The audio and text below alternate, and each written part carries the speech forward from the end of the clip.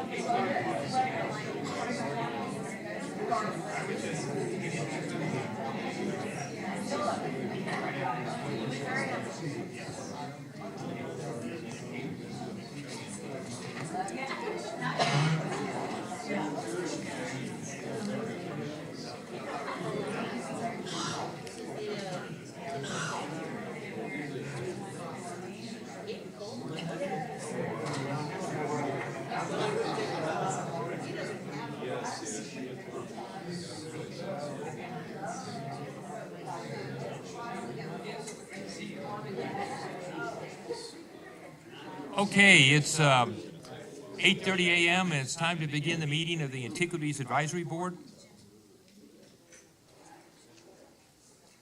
We're going to take a 2-minute delay.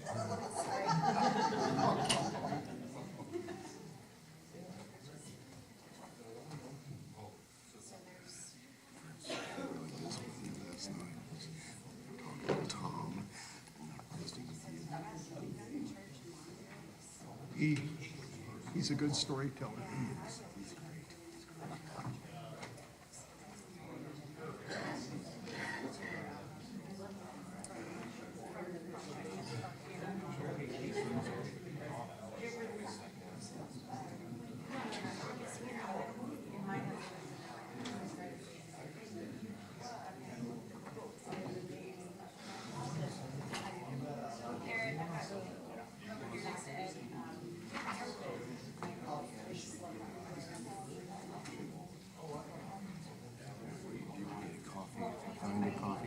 Absolutely. Okay. You like it black? Yep.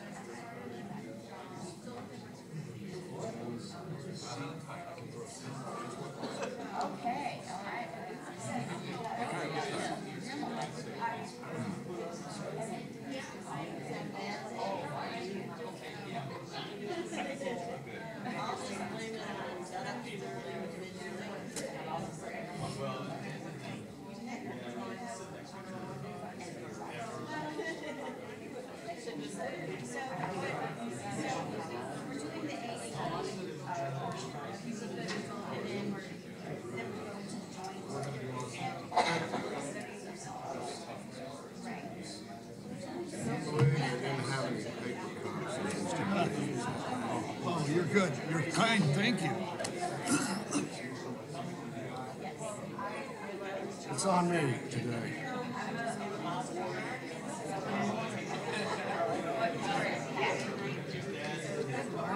Good morning.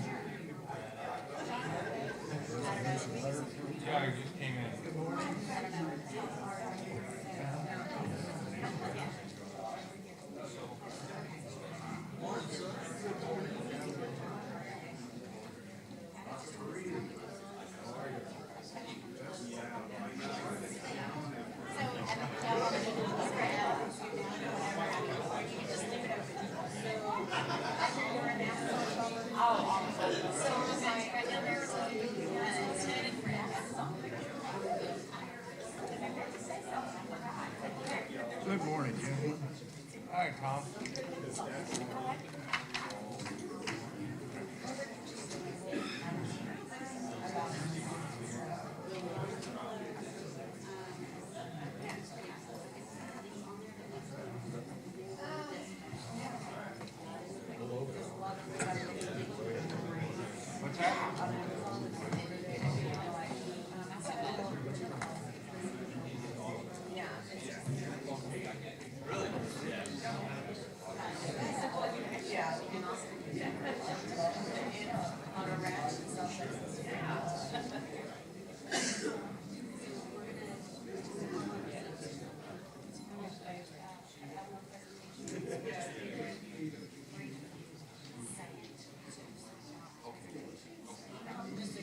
Yeah.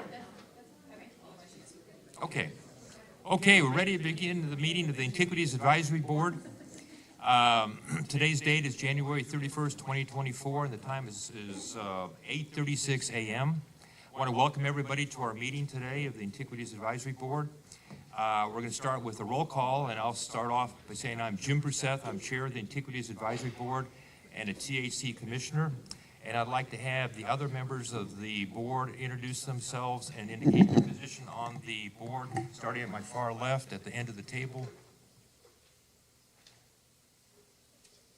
Hi there, I'm Nikki Heiss. I am the state agency archaeologist with the Texas Water Development Board.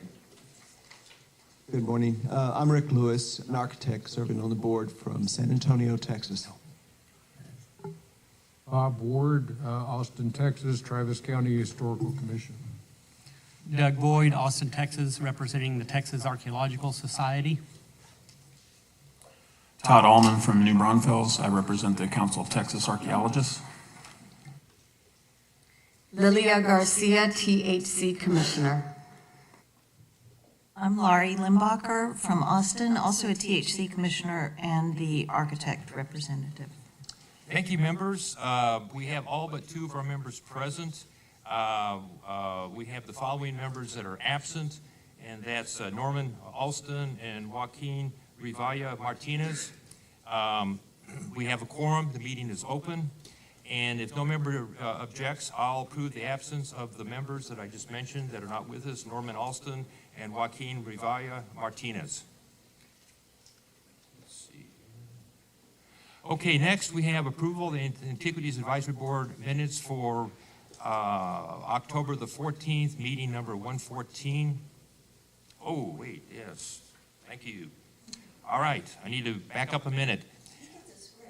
Yes, I get the script, and I didn't follow it. So this meeting of the Antiquities Advisory Board has been properly posted with the Secretary of State's office according to the provisions of the Texas Open Meetings Act, Chapter 551, Texas Government Code. The members may discuss and or take action on any of the items listed in the agenda.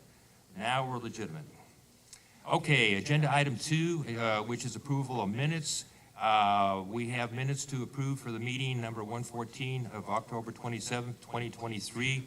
Members, any changes or modifications needed to the minutes?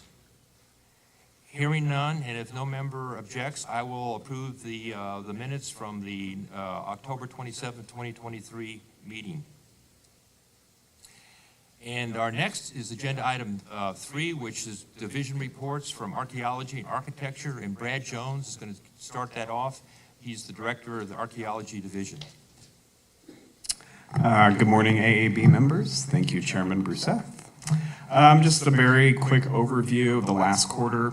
This is a graph showing the number of Texas Antiquities Code permits that we issued in the past quarter, which is 128, compares a little higher than the previous time last year in 2023, which just continues a long-term trend we've seen with increasing archaeological permit issuance over the past couple of years. In terms of the types of permits which we have issued in that time, as you can see, as usual, intensive surveys are the most common types of archaeological projects being conducted. Again, for anyone unfamiliar, these are primarily done in prior to construction in order to clear those areas or identify historic resources that may be present to assess them. We have a few testing and data recovery projects which are also underway, and a pretty high number of underwater surveys, which shows that there's a lot going on along the coast. A lot of those are breakwaters improvement projects. Just in general, I think I have a lot of time today, which is unusual, so if I seem like I'm going very slowly, it's on purpose. We have had a number of really interesting projects ongoing. I'd love to talk about the Alamo, but Tiffany Lindley will be here to talk about it later. I think they've had some really great results in the Long Barrack excavations. I'm looking forward to hearing about that. I also wanted to point out that one of these permits is for testing and data recovery in El Paso. I thought our Commissioner, Ted Houghton, might be interested in that. This is a large-term TxDOT project, and it's going to be testing some important sites, including Firecracker Pueblo in that region. They've already started to do the work, and reports are very, very positive, and they're getting a lot of interesting material out in that project. So look forward to bringing further updates. And with that, unless there's any question by AAB members, I will cede the floor to architecture. All right.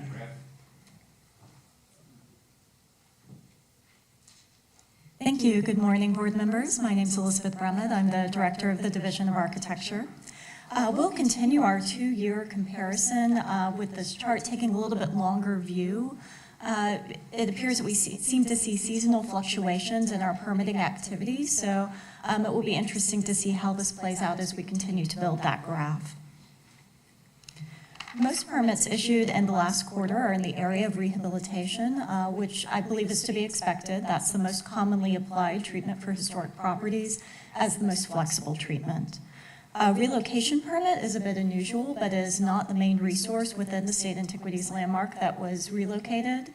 That permit is for relocation of a flagpole within Lamar County Courthouse Square. You have a full report in terms of the types of permits that were issued in the last quarter in your packet, so please let me know if you have any questions.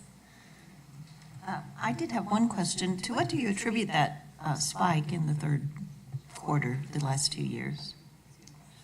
I know the spike for 2023 was related to a number of tree permits. We've been permitting individual trees within Brackenridge Park, as those have needed removal because they were diseased or dying. I'm not certain about the spike for the prior year, but certainly that would be interesting analysis to do. Certainly. Any other questions? Okay, thank you. Okay, thank you, Elizabeth.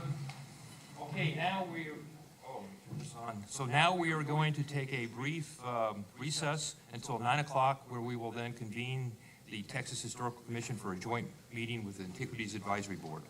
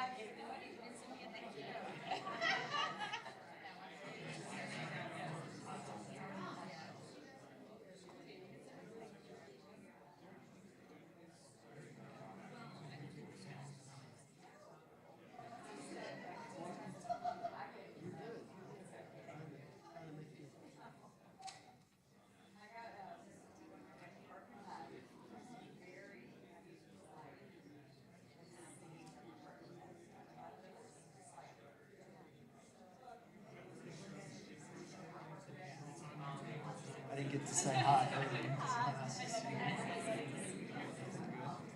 saw your folks. Caught them dance studio.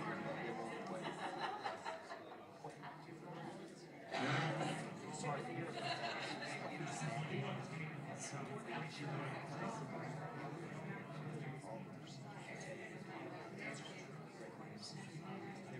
those were still in the ancient days. But I'm glad I caught them when they filmed it because we heard from Claudia. Pipeline.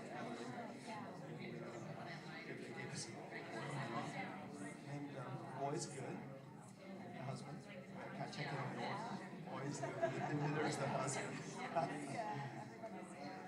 Well, she's good. Still lots of good. She was good. Little part of the but she's happy and productive. That's great. Wonderful support the board and membership. Doesn't work like that. She goes to the national trust conference and decides how to do head rallies. How do you do this? So Fritz, what do you think about everything so far? Other than the Holiday Inn. I think it's incredibly interesting. Yeah. It's a lot to absorb. Yeah. No, I know. And I'm still, wow, we're doing that? You know, it's just like there's so many projects and so much. I think that Longhorn Ranch would be That's pretty a big project. Yeah. I don't know how that's working out. It sounds like they might. That'll take some separate things. Yeah. I used to have a ranch out in that farm.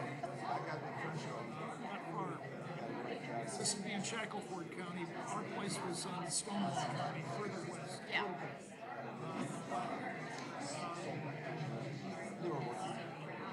I think 3,500 an acre is a little pricey. Yeah. But who knows? Yeah. Well, I'm sure when they get serious All those about properties went crazy.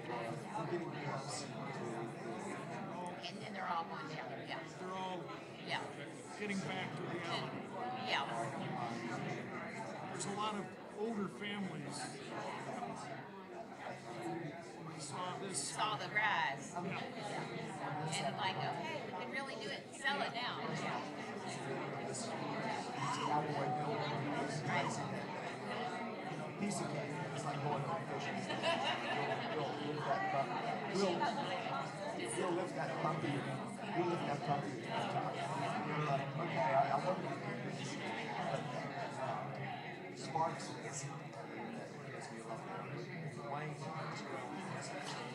So we'll give you a full report. I think it's a real solid approach. All right, we got that in. We're going to sit and take a seat. Yeah, great to see you.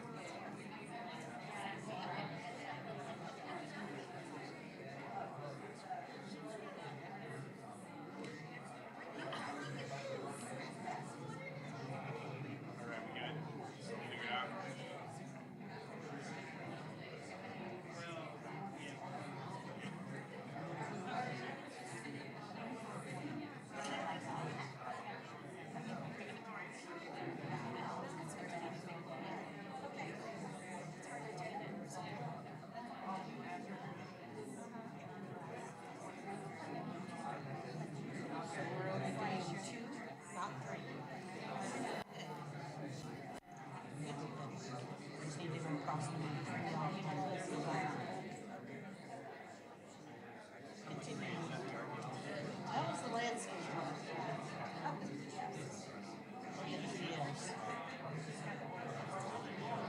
Yeah, so there will be free lunch embedded and presentation. But I've downloaded this morning 3 neighborhood PDFs. Yes, I'm sorry, last week. I've got images of my presentation. I think that was a lot easier. That's funny, they say.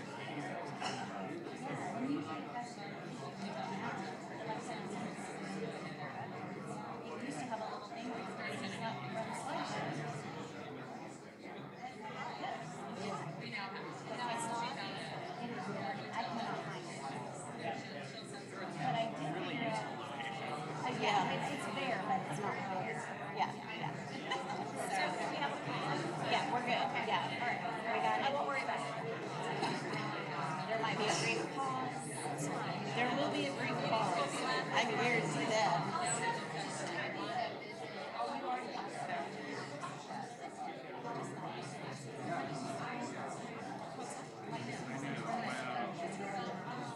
were used to, like, we had them doing 15 minutes, and so we prepped for 15 minutes, and then realized this morning, oh wait, we had 30. So I we need to put some example slides in, like we can fill time. We just, we didn't have any second permit exemptions. Right. We typically do have some filler here for your SAL. I know I got some.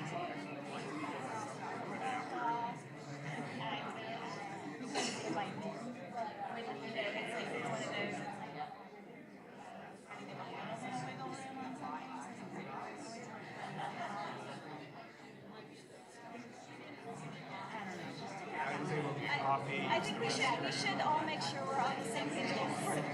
Yeah, we're gonna debrief this.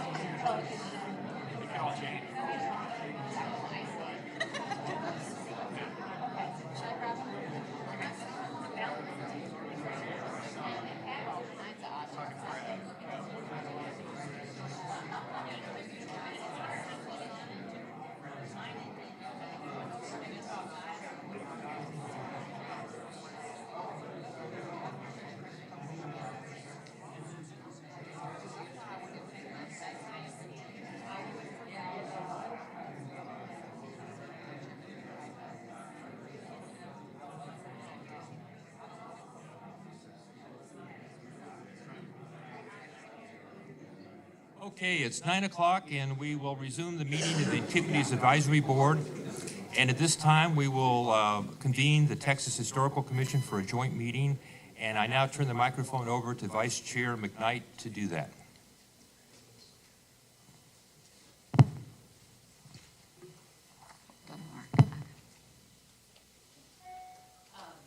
Good morning, everyone. A couple of housekeeping announcements. To avoid any disruption, please silence your cell phones at this time.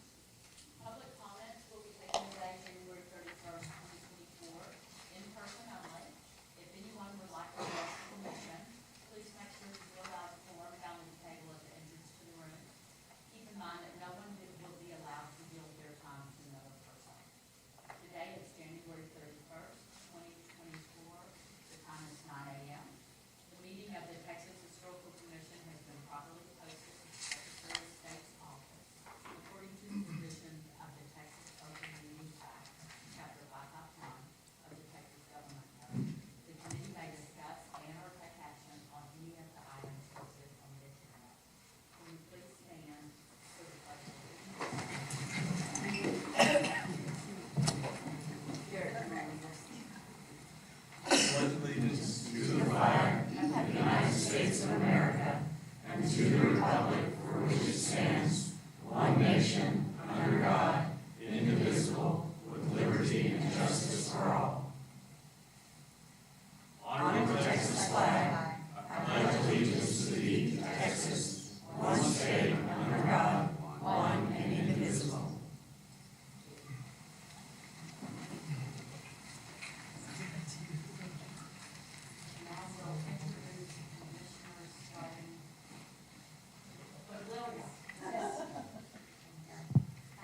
Commissioner Lilia Garcia for Raymondville. Laurie Limbacher, Austin. Jim Brisseth, Austin. Donna Bohorich, Houston. Kurt Studa, Dallas. Tom Perini, Buffalo Gap. Ted Houghton, El Paso. John Crane, Dallas. Catherine McKnight, Dallas. Garrett Donnelly, Midland. Pete Peterson, Alpine. David Gravel, Highland Park. Thank you. We have a quorum present, and I declare this meeting open. First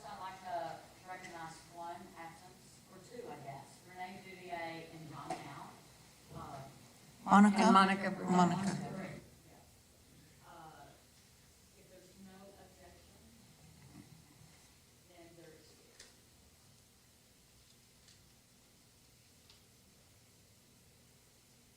At this time, we'll take public comment. Everyone is limited to 3 minutes. And I have 3 or 4. So, Valerie, can we start with you? Yes, we can. Good morning. Thank you. And Sandy Jumper is going to join me, so we're going to tag team this. Sandy Jumper, Tropical Trail Executive Director, and myself, Valerie Bates, Site Manager of the Port Isabel Lighthouse State Historic Site, are going to tag team this public comment. Tropical Trail had representation at the following events during the first quarter: Presidio La Bahia State Historic Site Presentation, the Plains Museum Association Conference in Corpus Christi, the rededication of Texas Historical Commission marker at Roberts Point Park in San Patricio County. Senator LaMattia and Representative Todd Hunter were also in attendance. The Texas Coastal Bend Regional Tourism Council Expo at the Chisholm Trail Museum in Cuero, and the retirement celebration for Mark Wolf. Tropical Trail's Board of Directors donated over 320 hours of their time and traveled over 4,000 miles in the first quarter while promoting historic preservation and cultural heritage. Tropical also has been very involved in the Museum on Main Street project. We just attended the statewide meeting last week and hosted partner events in Port Isabel and Taft. Our next meeting will be in February on the 20th in Falfurrias, and you are all invited to attend. Trade and travel show season started with State Fair and continued with outreaches to the Winter Texan community in the Rio Grande Valley. Combined numbers for our Tropical and Port Isabel for November and January events were 2,000. That's 2,000 interactions with an engaged and motivated traveler, and that's what we're finding the Winter Texan traveler is. We collaborated with TxDOT's Travel Information Center in Harlingen and handed out 1,100 state travel maps and 600 state travel guides, along with our literature. At the Port Isabel Lighthouse, it's been 1 year since the installation of the third order Fresnel lens. Thank you. And FY 2023's visitation was 71,099, a 6% increase over 2022 pre-lens. And Q1 2024 is up 10% over 2023. These are all up over record years, mind you. A closer look at our numbers shows that 6.5% of Port Isabel's population visits the lighthouse. Seems a significant enough percentage to pay attention to. And by the way, our average daily traffic count at the lighthouse is 20,193 vehicles. We're continuing to learn that we have untapped potential. I attended last week's education symposium with Cody Camacho. We were inspired to onboard programming to connect our site with our visitors and our residents in a more meaningful way. And we're so excited about the new classroom space we're planning for. We have increased our marketing outreach. Tropical Trail continues a campaign to promote our region's 80 plus museums, and the Lighthouse is still celebrating our third order Fresnel lens. You can now find Port Isabel and Tropical Trail on the back of the 2024 official state travel map. We're both proud sponsors, and we're both proud sponsors of Real Places. Thank you so much.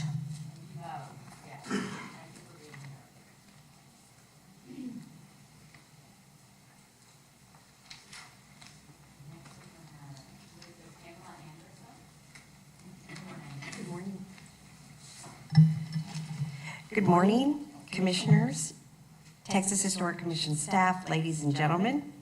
Pamela Anderson, honored to introduce myself as the recently appointed Executive Director of the Texas Brazos Trail Region. Have dedicated over 6 years as an active board member, and I'm excited now to serve in this capacity and contribute to the region's vibrant heritage. The Brazos Trail Board of Directors is not only deeply involved, but also expanding. We're actively conversing with industry leaders across our breathtaking region who share a profound passion for Texas history at the local, county, regional, and state levels, aiming to collaborate with them in all ways possible. As we step into 2024, a myriad of heritage programs and projects await us. To kick things off, our organization is elevating its partner benefits program, fostering collaborations with heritage-related organizations, leaders, and local stakeholders that define our rich tapestry. As we gear up for the exhibit journey with the museum on Main Street, we're intensifying involvement with museums, libraries, genealogical and archaeology groups, and education institutions. I'm enthusiastic about our journey ahead. 3 events I highlight happening in the Brazos Trail region is the city of Rockdale is celebrating its 150th year, and the city of Waco is celebrating its 175th year. And on April 8th, the solar eclipse, we are working with heritage sites who are planning events and activities for the influx of travelers from across the world who dream of experiencing this once-in-a-lifetime event firsthand in Central Texas, where one can eye, with protected lenses, of course, the totality of the solar eclipse.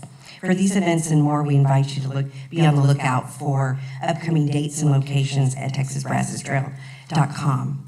And I thank you. Yes, so I was asked to I'm kind of wear another hat as the president of the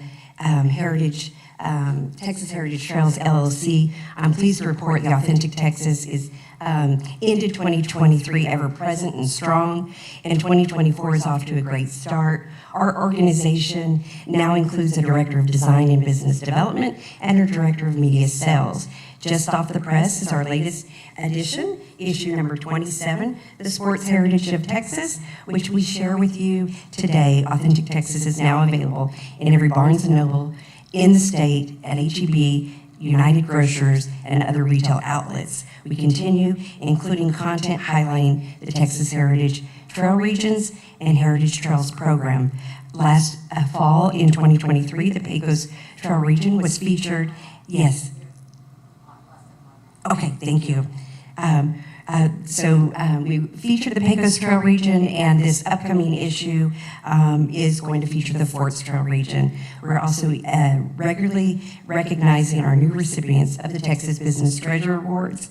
We are delighted to welcome the Texas Historical Foundation as an editorial partner and pleased to be a media sponsor and presenter for the upcoming Texas Heritage Trail Commission Real Places Conference in April. We thank you, THC, for being an editorial partner and as well as a steadfast advertiser. Thank you.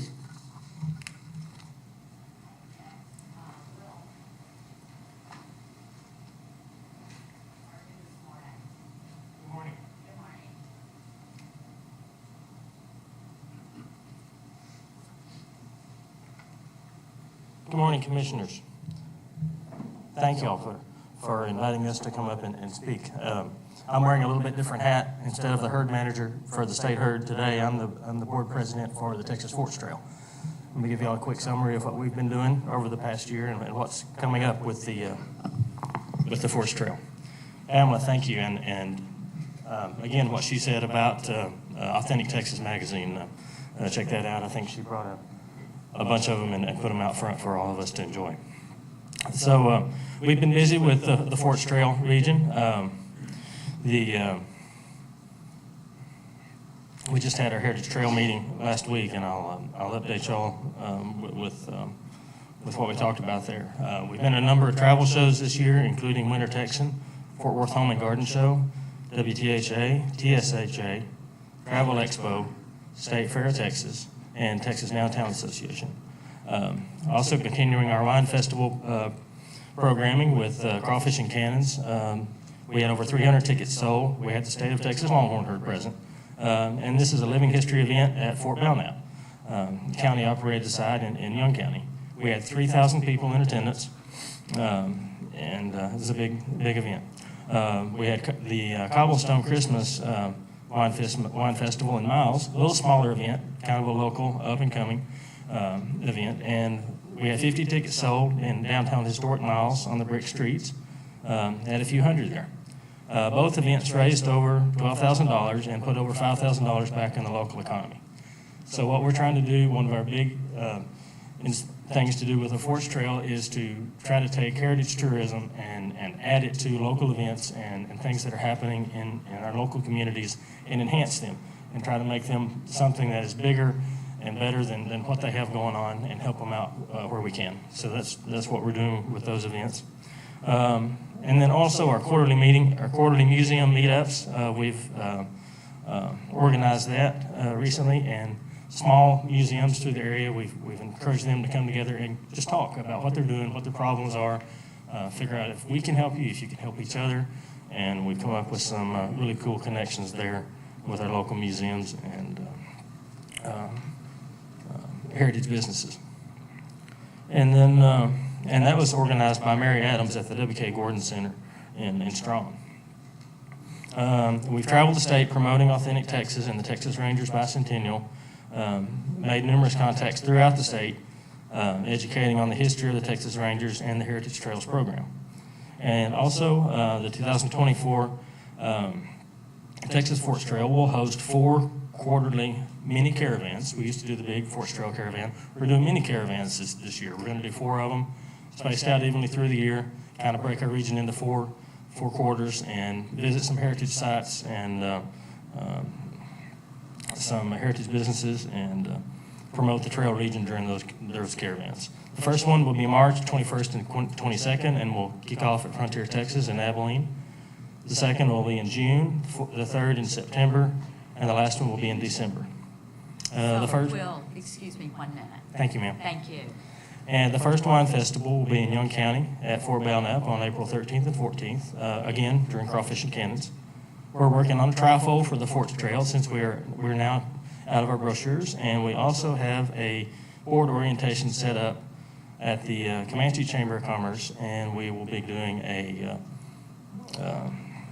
hospitality training at Mason in conjunction with the Mason County Chamber of Commerce.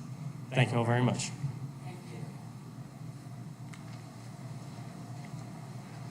The commission will now meet concurrently with the Antiquities Advisory Board. Mr. Brissett. Thank you, Vice Chair McKnight. We're going to now be meeting jointly, and we'll be working off the agenda for the Antiquities Advisory Board as well as the Commission. And our next agenda item is item 4 on the AAB agenda, 3.1 on the Commission agenda. And this is a discussion and vote on appointments to the Antiquities Advisory Board. And Brad, I'm going to handle this. I know you're ready to answer questions, and I appreciate that. It's pretty simple. I'm going to go through the list of the appointees for reappointment to the commission and 1 new appointee. And as I do that, I'll read off their names and with their affiliation. And then after that, I'll refer to these individuals as the appointees, so I don't have to repeat all the names for 2 more times as we vote on these. The first person is Eleanor Stoddard. She's with the Texas Parks and Wildlife. She's a new appointee. This is for a 2-year appointment. Dr. Todd Allman is being considered for reappointment. He is the representative of the Council of Texas Archaeologists. Todd has served already 4 years with us, and we appreciate him coming back and being willing to serve again. Doug Boyd is a representative of the Texas Archaeological Society, and Doug has served an incredible 16 years on the Antiquities Advisory Board. Doug, we thank you for that, and we really appreciate you coming back. Next is Rick Lewis, professional architect, and he's being reappointed. And Rick has served for 10 years on the Antiquities Advisory Board and is coming back. Thank you, Rick. Norm Alston, who's not with us today, has served 4 years of 8 years, and he's a professional architect. And then next is Dr. Joaquin Rivaya Martinez, a professional historian. This will be his second reappointment. And finally, we have Bob Ward that served for 4 years. He's a professional historian and is willing to serve again for another 2 years. So those are the people that we're considering for reappointment or 1 new appointment to the Texas Historical Commission. Now for the new commissioners, it gets a little confusing here. On the next several agenda items, the AAB is going to vote first, and then the full commission will vote first. So we're going to start off with the vote of the Antiquities Advisory Board members on the appointees to be reappointed to the AAB. And so I will read the motion, move to recommend approval to the commission of the appointees. Would a member like to move forward that motion? Second. Actually, I just read it. Oh, I have to move it, okay. Yeah. Pardon me. So moved. Now do we have a second? Maybe I'll get another cup of coffee. Do we have a second? Second. Have motion second. Any discussion? Hearing none, I'll call for a vote. AAB members, all in favor signify by saying aye. Aye. Any opposed? The motion carries. Now it's time for the commission to vote on the appointees. And I move to approve the appointment of the appointees. Would a commissioner like to second the motion? I would very much like to second that motion.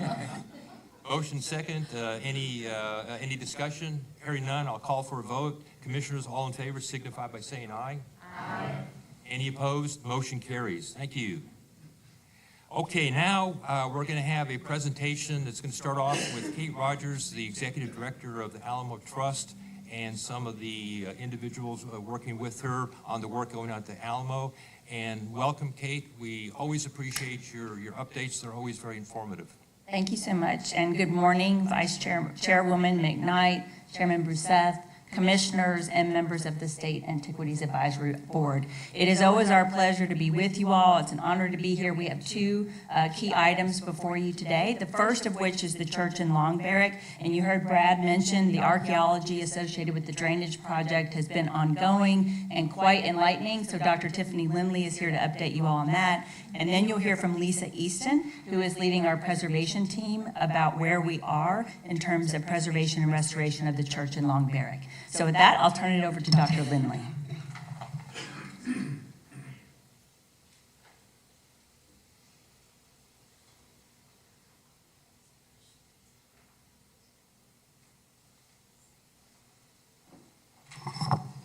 Good morning, everyone. My name is Tiffany Lindley, and I am the Director of Archaeology at the Alamo.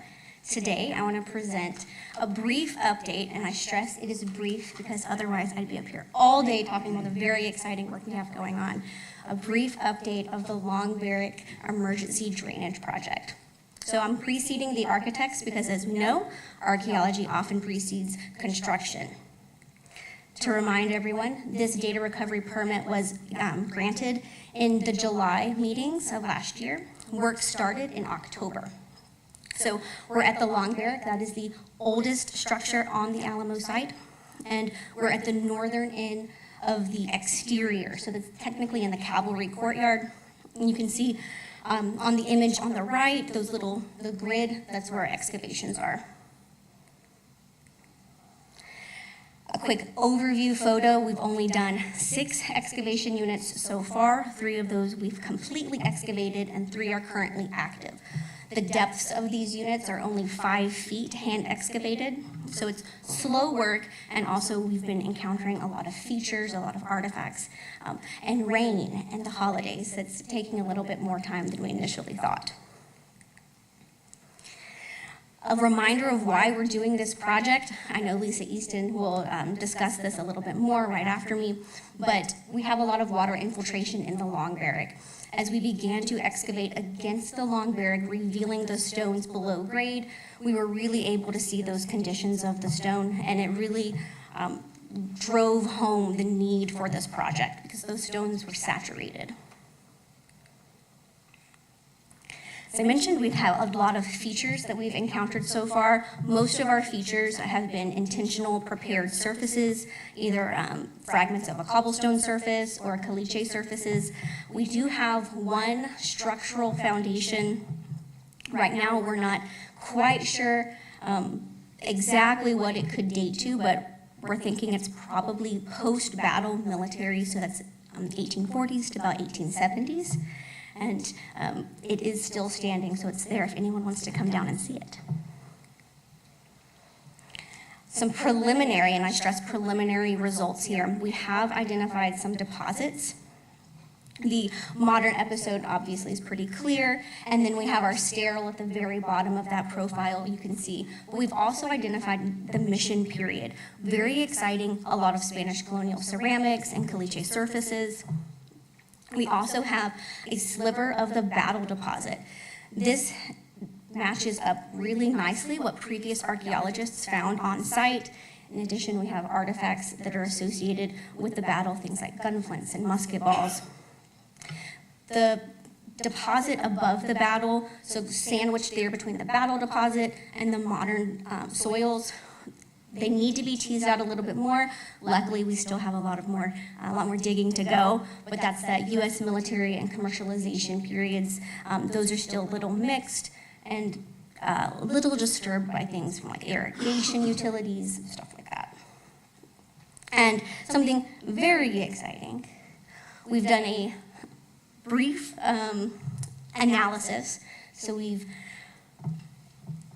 counted approximately 47,000 artifacts just from the, again, 3 completed units, and the other 3 are about halfway done.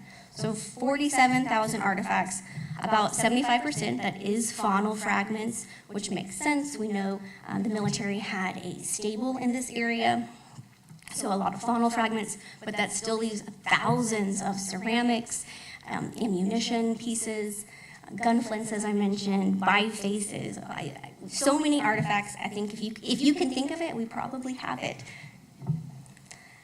And to prove I'm not making it up, some photos. So very, very exciting time at the Alamo. Still long ways to go for this particular project.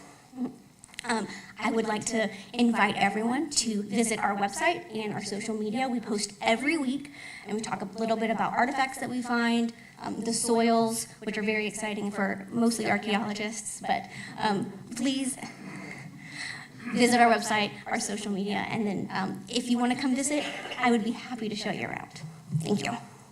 Thank you, Tiffany. We appreciate that presentation. My being an archaeologist, I'd be happy to listen to you all day. Thank you. Yes, we have a question here. One question, just because I'm sort of visual. So how big are those musket balls that you found? So I believe they're 39 caliber, so they're about this big. And we have maybe 7 of them. Any other questions? Thank you. Thank you. Next, we're going to get a presentation from Easton Architects and Fisher Heck Architects by Lisa Easton and Mark Navarro. Thank you for being here. We appreciate that. Thank you. Thank you, commissioners, for having us. So I'm Lisa Easton of Easton Architects, and we're working with Fisher Heck on the restoration and conservation of the Alamo Church in Long Barrack. And following Tiffany's great presentation, which is really exciting, if you can come out and see, it's been great. Mark is going to start this. Again, we're going to be brief, just giving you updates since our last visit with you in Fredericksburg, giving you just an update of what we're doing. So Mark will start with the Long Barrack project. It's our emergency drainage project.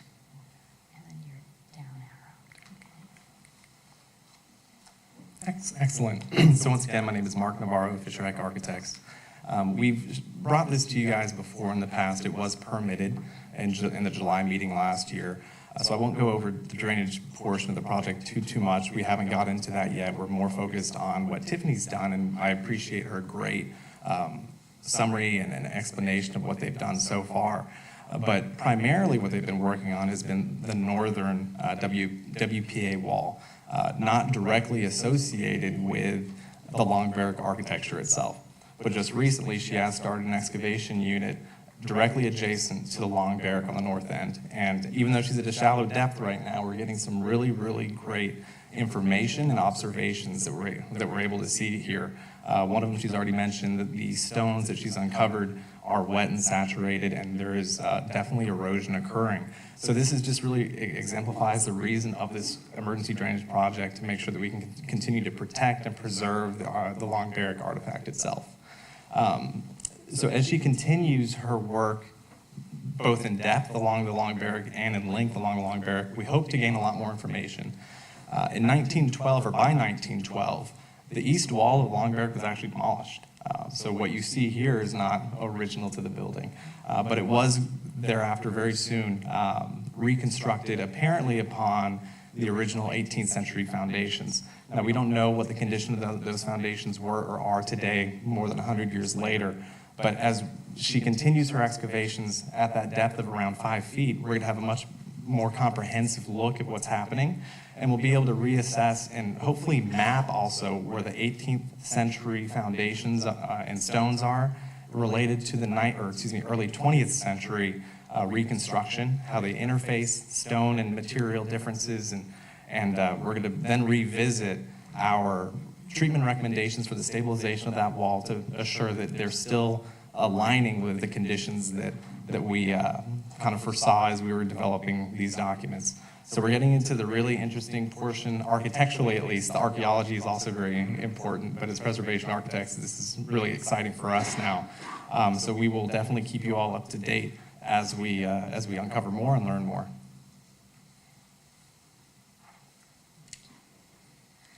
Thank you, Mark. And just to remind everyone, the emergency Long Barrack drainage project was prompted after a major storm in April of last year where the Long Barrack flooded significantly. So this was we're calling it our test project or pilot project for drainage, that we will really see how well we can address not only the changing climate that's affecting the artifacts and how we might affect the church as we move forward in our restoration and conservation.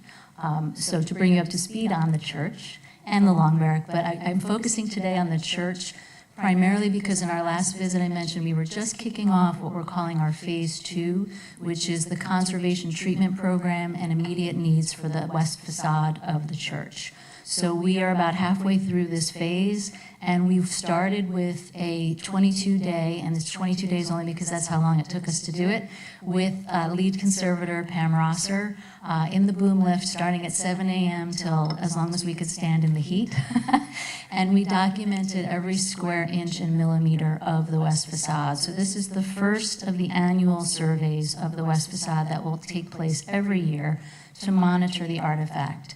And we're using international standards to actually categorize and terminology categorize the process and the conditions we're finding. So I'm just giving you a snapshot of the record drawings that we're now translating into a document that's usable and accessible, but the sketch on the left is showing a shorthand version of how we're recording the 42 different conditions that we're noting on these fragments.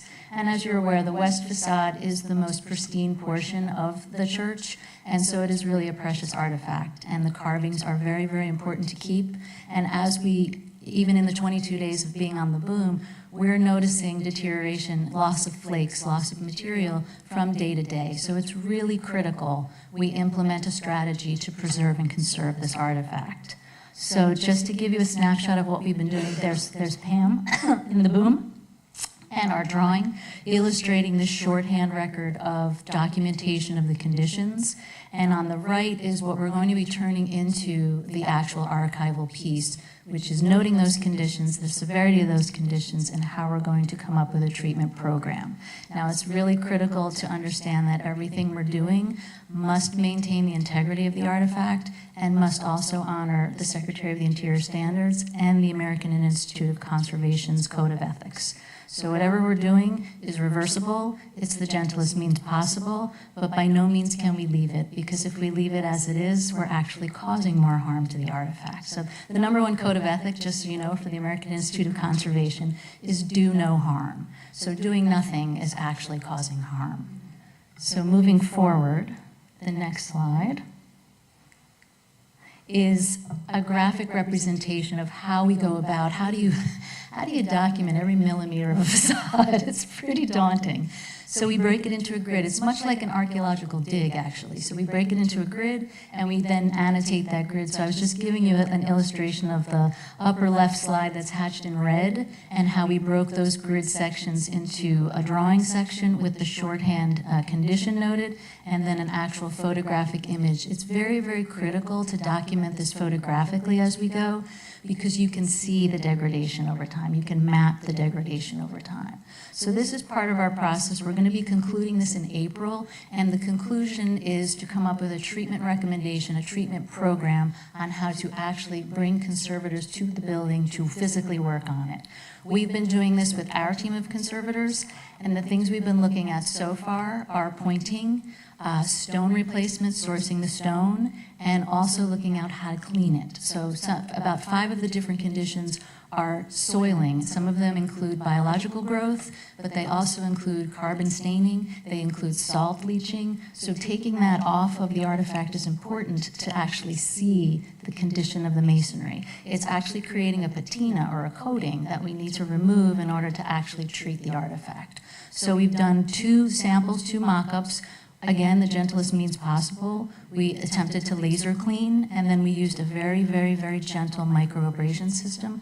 Both had fantastic effects, and so now we're evaluating through time if there's any discoloration from the sun, anything from the media that might have been left behind before we make a decision on how to move forward. Of course, we're not making any decisions without working with the THC closely. All of this work has been done under our open permit that we've had. So these are all tests and mock-ups right now. The other test and mock-up we've been doing are mortars. There are 9 different mortars noted on the building post-World War II.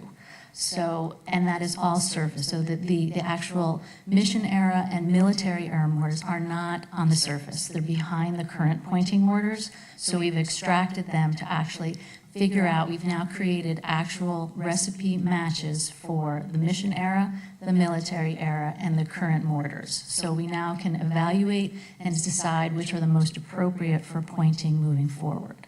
So part of the restoration and conservation is the appearance of the artifact when we're done. When you look at it now, you see more than 9 different colors when you're looking at the facade. So telling the story of the artifact is critically important. So as a team working with the full team that the Alamo Trust has put together, telling the story of the Alamo and the Long Barrack is really critical, and telling it through the architecture itself is really critically important. So we're working actively to make sure that what we're doing is right, that, of course, the artifact is our first and foremost of importance when we're doing our work, and we're enjoying it. And it's been an opportunity of a lifetime, actually, and it's been a joy to work on this artifact. So thank you. If anybody's questions. Any questions, members? Yes. Sure.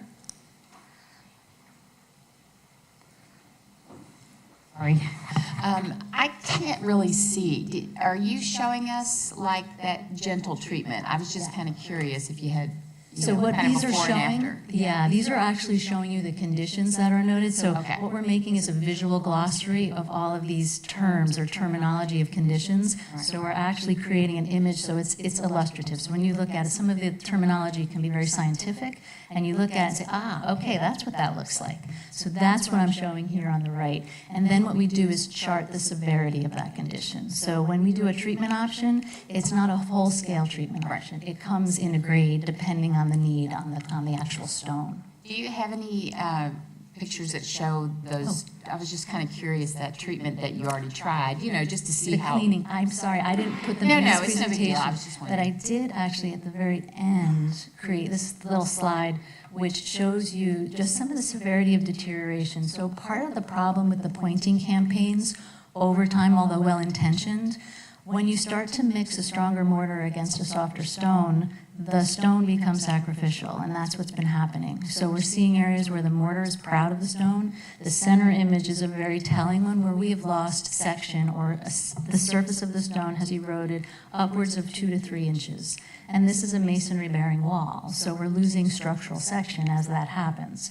So it's really important that we fix the outer face and the inner face so that water can evaporate properly. Masonry is a sponge. We don't want to stop water from coming in. We just want to let it out. And right now it's being trapped, and when it is trapped, there's a whole scientific experiment that goes on in there that starts to cause a chain reaction of the stone deterioration. So that's part of what we're doing to try and mitigate that, to get the wall to behave in stasis and allow that we have extreme temperature changes that also augment some of this deterioration. So it's really getting the building to be in equilibrium with itself, and reversing some previous campaigns. Not to criticize those campaigns. Some were done well, but some have not been done well. So it's a matter of, there's a lot of different patchwork repairs going on there. Yeah. The other thing to consider too, as we lose stone, we still have so many remnants of renders that date to the military era and some of the mission era. As you know about the sacristy presentation, the interpretation, it's lovely, showing what was originally there. And on the interior and even the exterior, on the south and west facades, there are still very significant remnants of these renders, and so we don't want to lose those. Thank you. Any other questions? No, not a question, but thank you very much. It seems like a very methodical and appropriate process, so we appreciate it. Yes, thank you, Lisa and Mark, for your presentation, and thank you to the Alamo Trust for the great care you're showing for the Alamo itself. And Thank you. Kate? Thank you so much. We appreciate it. It is methodical work, but we feel like we've assembled a really high-quality team to work together to make sure that we come up with the best and most responsible approach. Next, we're going to switch gears and talk about the Visitor Center and Museum. And so this is not something new for most of you. For our new commissioners, it might be, but for those who've been with us for a little bit of time, you've seen these renderings before with some adaptations we've made based on feedback from staff. So again, we're grateful for the partnership with the Texas Historical Commission. And with that, I'm going to turn it over to Gensler, our architect, Karen Crosskop from Gensler, who's the architect of record on the project. Thanks so much. Good morning, commissioners and Antiquities Board. I'm again Karen Krauskopf with Gensler, and also Luis Santi, who's a design director, also with Gensler for the Visitor Center and Museum. And yeah, I think, can you advance it one, please? The down arrow. Okay, perfect. Well, I'd like to start with a little bit of history of our presentations and the design for the Visitor Center and Museum, especially as it pertains to the Woolworth Building and the State Antiquities. Initially, we presented this a year ago, at least a year ago, and we received some feedback from the commission that the fifth floor may be a little bit too proud and too prominent. So given the feedback from that presentation, we backed it up. We set it back 12 feet from the cornice of the Woolworth Building. And then we presented that again in Marfa in July when we were there. And we received a little bit more feedback. And so from those comments and that feedback, we reduced the height of that level 5 by 2 feet, which is significant. And also changed the materiality of the canopy that reaches out from a wood look material to a glass canopy that actually makes that much more discreet. And I think Luis is going to walk through several of the views so that we can see the adaptation and how that presents to the visitor. There you go. Thank you. Good morning, commissioners. 6 months ago, we presented views of the project and the building, and you were intrigued about precise points of view. You gave us a list of points of view on site, and this is what we have been working hard. We want to show you a sequence of how it looks today.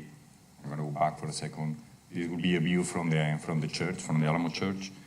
So this is how it looks today. We took this photo in October, a beautiful day as you can see, and then we overlay our project. This is how it looks when we present it in Marfa. This is the building as it is with 14 feet on the exterior canopy and the materiality. And then from hearing your comments, we went back and reduced that height of the volume on top of Woolworth and Crockett, right? And you can see that we are 13 feet now. This is the height, and we changed the materiality of the canopy. Now it's a lighter glass canopy. It's translucent, and it feels a little bit light on the building, right? You can see here that we're ghosting that tree in front of Woolworth, and that will be a view with the tree in front of the building. That will be the render of the building as it is designed. Another point of view that you ask us for is from the Alamo Plaza. Again, the arrow is showing the point of view. This is the existing view in October, and then how the building was presented to you in July, going down 2 feet and changing the materiality. You see the tree again ghosted, so you can see the whole composition. And this is the view with the tree, the actual tree on site, and how it will show. The next point of view will be from Houston Street, looking over into Alamo Plaza. And this is a view of the existing conditions right now. and adding the building as we presented back in the day in July, changing and lowering the canopy. You can see the building starts to lose massing and feels a little bit much more lighted over the Woolworth. Next view will be from Alamo Plaza and Houston Street, that corner.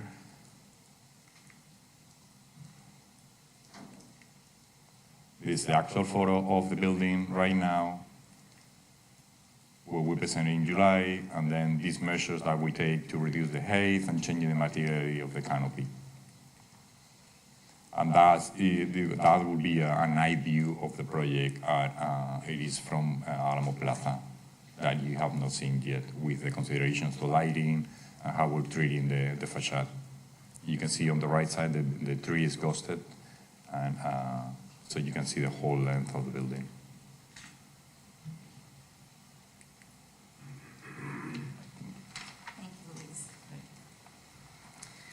So just as a reminder, and not to bring up bad memories, but there was a time when the Alamo Plan and the Future Visitor Center called for the destruction of what we refer to as the Crockett Block buildings.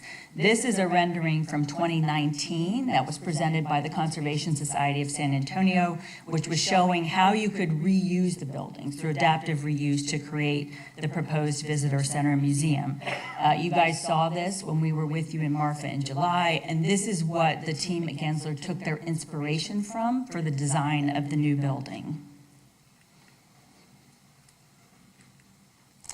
I want to remind everyone that inside the Woolworth building, our intention is to do an all-new exhibit focused on the civil rights movement in San Antonio, in the place where the lunch counters, one of the important lunch counters, once stood. The gallery itself will be approximately 4,000 square feet, so it's in keeping with the size of the other galleries throughout the new museum. And it will focus on the struggle for civil rights from both the African American as well as the Mexican American perspectives on a local level. The exhibits will be both interactive and immersive, and we're really grateful to Patrick Gallagher and the team at Gallagher and Associates who've been designing the experience with stories of real people who led the fight for equality in San Antonio. The Civil Rights Gallery, along with the entire first floor of the new museum, will remain free of charge to the public, along with the Alamo Church, the Long Barrack, the outdoor exhibits like the 18-pounder and the Palisade, as well as the historic gardens themselves. Finally, I wanted to touch on, why we are proposing the fifth floor addition to the project. The Trust has committed to both the state of Texas and the city of San Antonio that when this project is done, we will be self-sustaining from a financial perspective. As you all know, the state very generously came forward during the last legislative session with a very large appropriation of $400 million. We do not take that lightly. So through a combination of revenue streams that includes retail, food service, paid experiences, and special events, our intent is to be able to support ourselves operationally so we don't have to come back to the legislature to ask for another investment of taxpayer dollars. One of the key components in supporting this goal is private event rentals and revenue, which would take place in the rooftop event center. We feel this is a more suitable venue for these types of activities than the historic grounds themselves. So we would like to thank mostly today Elizabeth Brummett and the entire team at the Texas Historical Commission for their candid insight and feedback, their partnership on the project. We've worked very hard to incorporate their comments, which is I hope what you see here today. And we respectfully request the Commissioner's support to move forward with the Alamo Visitor Center and Museum as planned. Thank you so much. Happy to answer any questions. Any questions for Kate? Seeing none, thank you, Kate, very much for that informative presentation. Now we're going to be moving on to agenda item 6 for the Antiquities Advisory Board and agenda item 3.3A for the Commission. Discussion and possible action regarding issuance of permit number 1266, rehabilitation of the Woolworth Building to be used as the Alamo Visitor Center and Museum, San Antonio, Bexar County. And Elizabeth Brummett, the Director of the Division of Architecture, is going to lead us through this part of our presentation. Yes, good morning, Commissioners and Antiquities Advisory Board members. I really appreciate that presentation from Gensler and the Alamo Trust, giving you some insights into their decision-making process and the design of this proposed addition. This is the first of 3 permits related to the Alamo that you'll hear this morning. This one is the one I have the longest presentation on.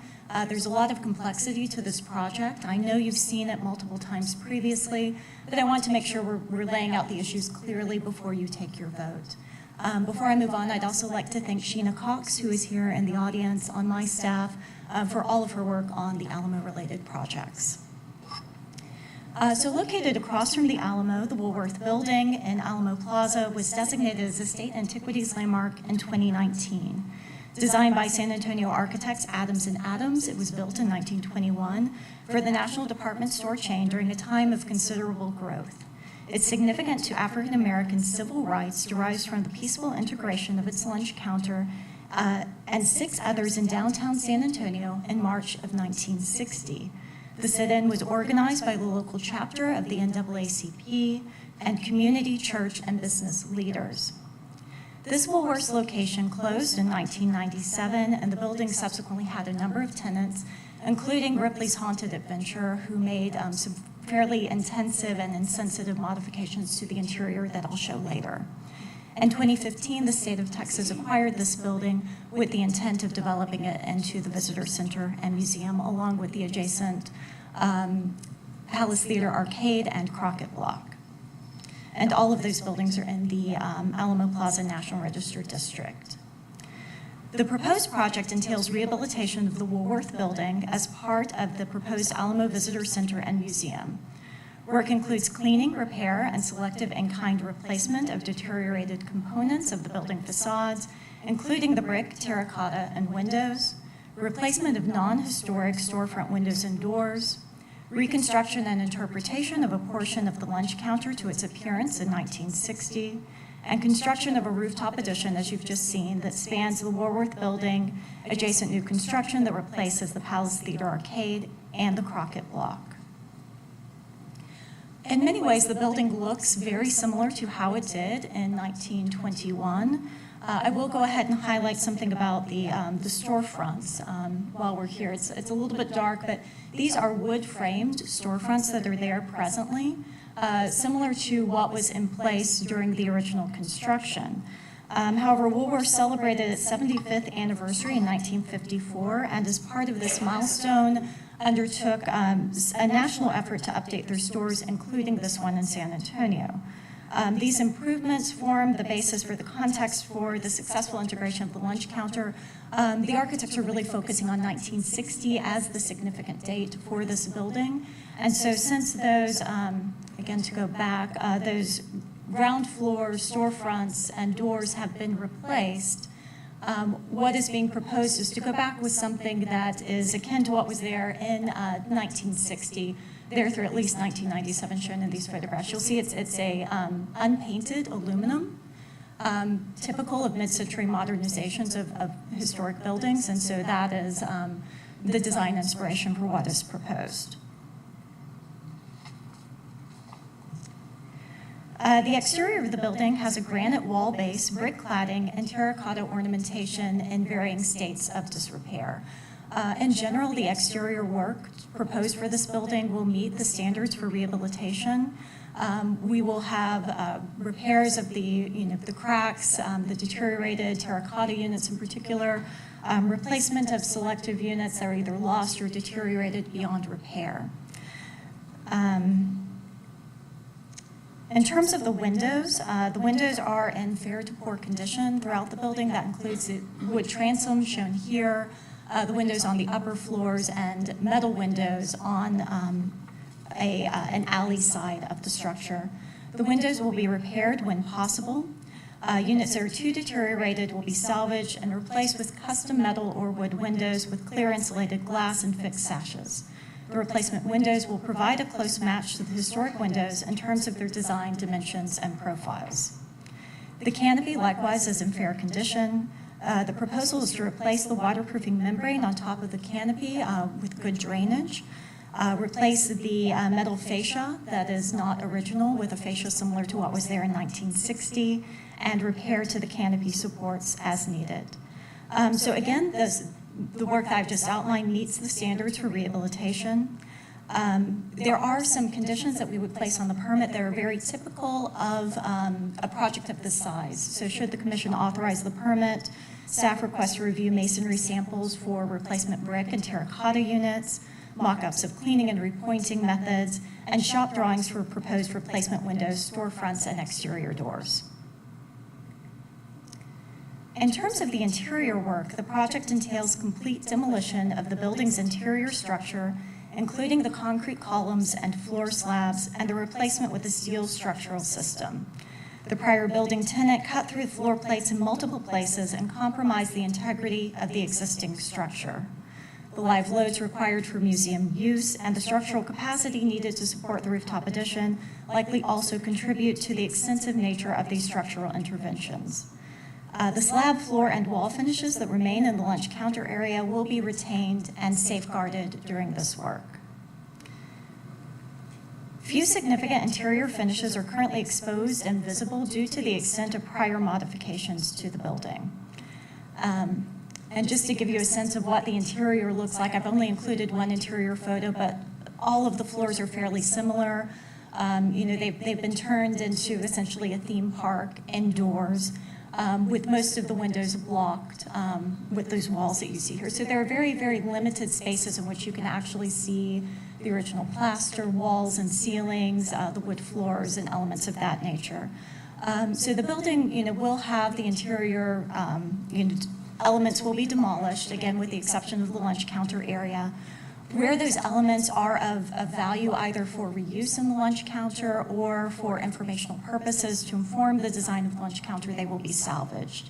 And wood flooring that's selected for reuse will be relocated to the building addition's 4th floor boardroom area. The standards for rehabilitation prioritize repair and in-kind replacement of historic building features and systems, but this is not possible with the extensive structural interventions that are necessary as part of the project. Then just in general, describing the interior character, I don't have an image for this, but outside of the Civil Rights Museum exhibit, the new interior finishes in many spaces are a departure from the historic character of the building. The steel columns of the new structural system will be exposed throughout the exhibit areas. Exhibit spaces on the 1st floor will have a wood slat ceiling, and the upper floors will have exposed structure and mechanical systems, as opposed to a finished plaster ceiling that was the character historically. Defining the edges of the exhibit space, there will be new glass storefronts and manufactured wall systems constructed inside the historic perimeter walls to create a suitable space for those exhibits. The architectural investigations at the building were authorized by the commission previously with an update at the last commission meeting. Those remain ongoing, and so staff will continue to consult with the design team on decisions about interior finishes. The 1st floor lunch counter area reconstruction will incorporate remnants of the red tile flooring and scars on the concrete that remain from 1960. This is all we have left in this space. This is the entrance on the side that led into the lunch counter, and so that terrazzo is going to be safeguarded, as well as the fragments of what we have of the lunch counter itself. Reconstruction of 2 of the 4 bays of the lunch counter will make up a major component of the Civil Rights Museum exhibit.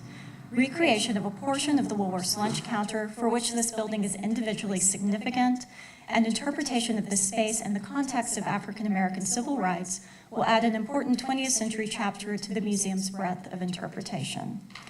So what you're seeing here are samples of materials found elsewhere in the building that will inform the design of the lunch counter space. Unfortunately, we don't have any historic photos of this particular lunch counter during that era, but we do have examples from other Woolworths buildings. So there, between all of these cues of what is there physically in the building, as well as other historic research, will form the basis of that design. The proposed project is part of the larger plans for development of the Alamo Visitor Center and Museum, which will interconnect multiple existing buildings. The Crockett Block over here to the left, the Palace Theater Arcade in the middle, and the Woolworth Building here on the right. In terms of the work to the Woolworth Building, that is the extent and scope of the Commission's authorities over that building as a state antiquities landmark. There will be the building addition to the west, to the south or behind in this photo, and the rooftop addition. I'll provide just a bit of context in terms of how staff evaluates projects of this nature. We look to the standards for rehabilitation, again, as the most flexible set of standards that do allow for compatible additions to historic buildings. Standard 9 indicates additions should be differentiated but compatible with historic materials, features, size, scale and proportion, and massing of the historic building. Standard 10 indicates additions should be reversible with minimal impairment to the historic building. The National Park Service also offers extensive information on how to interpret these standards. Relevant guidance includes a preservation brief and some interpreting the standards bulletins on additions in general and rooftop additions specifically. While each project is evaluated on a case-by-case basis, this guidance provides general parameters for rooftop additions, and I'll highlight the ones that are relevant here.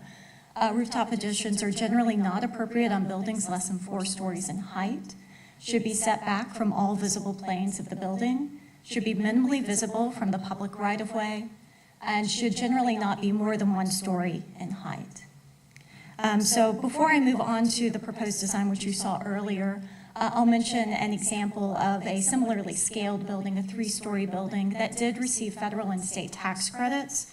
And, you know, as part of that certification, it was deemed to meet the standards for rehabilitation. So you can see this addition in this drone view. You can also see it from the adjacent parking lot. But from across the street, the addition is set back 13 feet. It's a relatively low height, and it doesn't impair that main view of the building. So this was seen as a successful rooftop addition. I do apologize that I'm working off of an older image than what you saw this morning. So please remember what you saw in the presentation from Gensler as the currently proposed design. That was something that was discussed with staff without sufficient time for the team to really, fully incorporate that into their construction documents. So that what we had submitted for the permit, reflects that interim iteration. But I'll seek to describe the difference as I go through. The overall height of the 3-story Woolworth building from the ground level to the top of the cornice is just over 50 feet, with individual floor-to-floor heights of 15 to 16 feet. And the height of the addition, as noted earlier, has been reduced 2 feet overall. But it's not just this 5th floor. There's also the 4th floor that spans across the 3 buildings. That's somewhat embedded behind the parapet of the Woolworth building. So that does reduce the height. But overall, the height of the addition is greater than the height of a single story of the Woolworth building.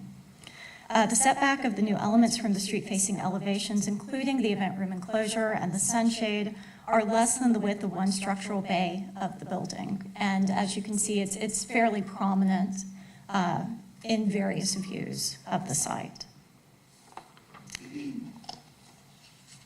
My apologies, my notes are in a little bit different order than I want to present them in. The Alamo Trust and their architects, as you've heard, have made multiple presentations to the Commission and Antiquities Advisory Board, as well as to staff, and have really made a concerted effort to incorporate feedback into the design. The staff have engaged on this project since at least the summer of 2022, and so we've had many conversations about this project. The modifications to the design do serve to minimize the height and the visual impact of the proposed addition. The modifications include reducing the height and increasing the setback of the addition to the extent possible without changing the program that is proposed for this upper level. Using a lighter colored material, terracotta, in this band that unites across the 3 buildings. And changing the material of the canopy from the wood look slats to glass. So each of these changes serves to lighten the addition and lessen its visual impact on the Woolworth building. But the project as proposed does not meet the standards for rehabilitation in this regard. Finally, before I conclude, for context, I wanted to note what is occurring with the other 2 buildings and some comments that staff have provided in an advisory manner. The project entails demolition of the Palace Theater Arcade and modifications to the Crockett Block. Because these buildings are not currently designated as state antiquities landmarks, they don't fall under the commission's purview, but staff does review projects modifying state-owned buildings that are over 50 years of age, and so we provided some advisory comments to the team, noting that the Palace Theater Arcade is significant for its architecture and its contributions to the streetscape on this block, and would be worthy of preservation and incorporation into the project. And relative to the Crockett Block, the rooftop addition presents some similar concerns to what we've stated with the Woolworth building. So again, this information is just for context and is not subject to the commission's consideration this morning. So with that, I'll be happy to take any questions, or as you're aware, the whole design team is here. Okay, we will open this up for questions right now. Lori? Thank you, everyone. It's a very helpful presentation. One kind of minor question that I didn't see addressed in here, although I may have missed it. There's a sign panel on the facade of the Woolworth building that currently is white, and historically that's where the Woolworth sign was, and then when they remodeled, they relocated the sign down to just above the canopy. And I notice in the renderings that the sign panel is now depicted as if it will be painted out red. And then I thought I saw a reference in here somewhere that there might be an actual sign attached to that panel. And so I just wondered if you all had, in your discussions, talked about the treatment of that historic sign panel. My understanding is there will be masonry repair work done in that area, but I will gladly turn it over to the architects for further clarification.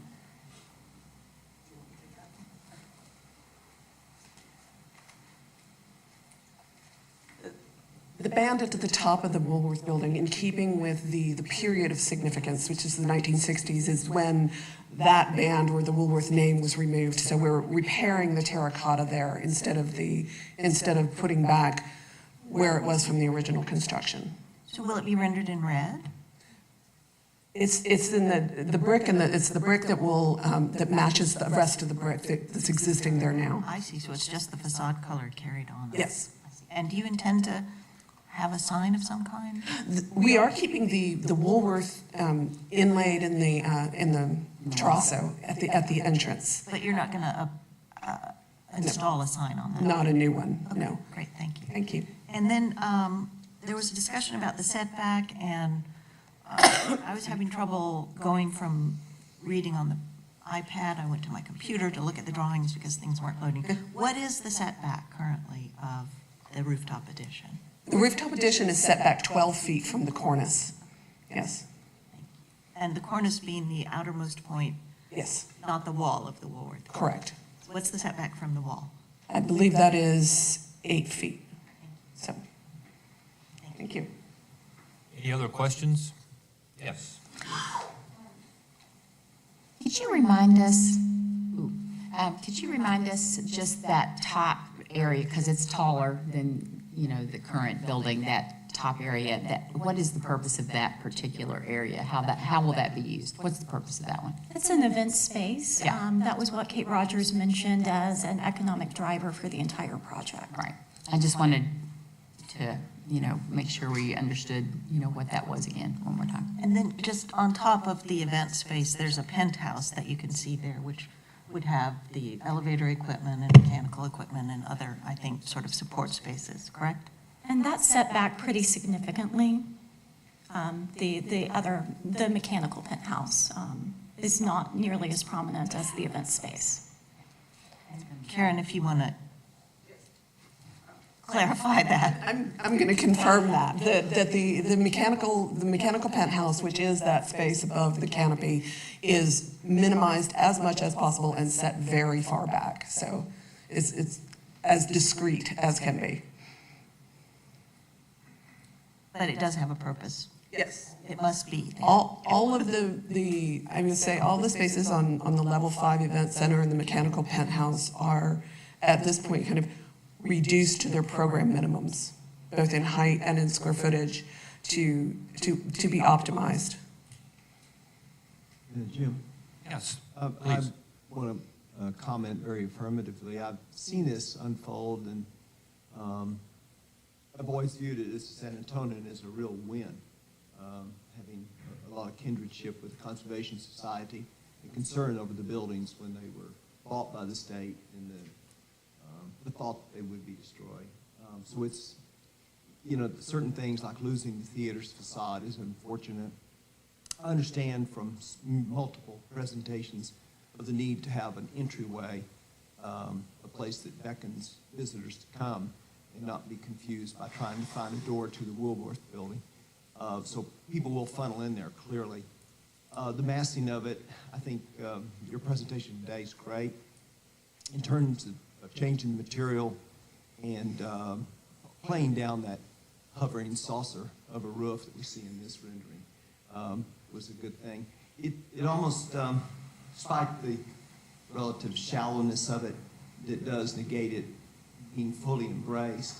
There's something about the contemporary juxtaposed to the rhythms and the materials of the existing buildings that makes it look almost like a building that's beyond. It's perhaps in the next block or something that we see in the collage of our major cities. So I want to comment, again, I haven't been able to say very much about it because I haven't had to. We have too good of a staff in Elizabeth's shop. And so they have done the heavy lifting in working with you guys. And I think not having to twist any arms to get it to a really acceptable state. You know, there's a few things that Norm and I and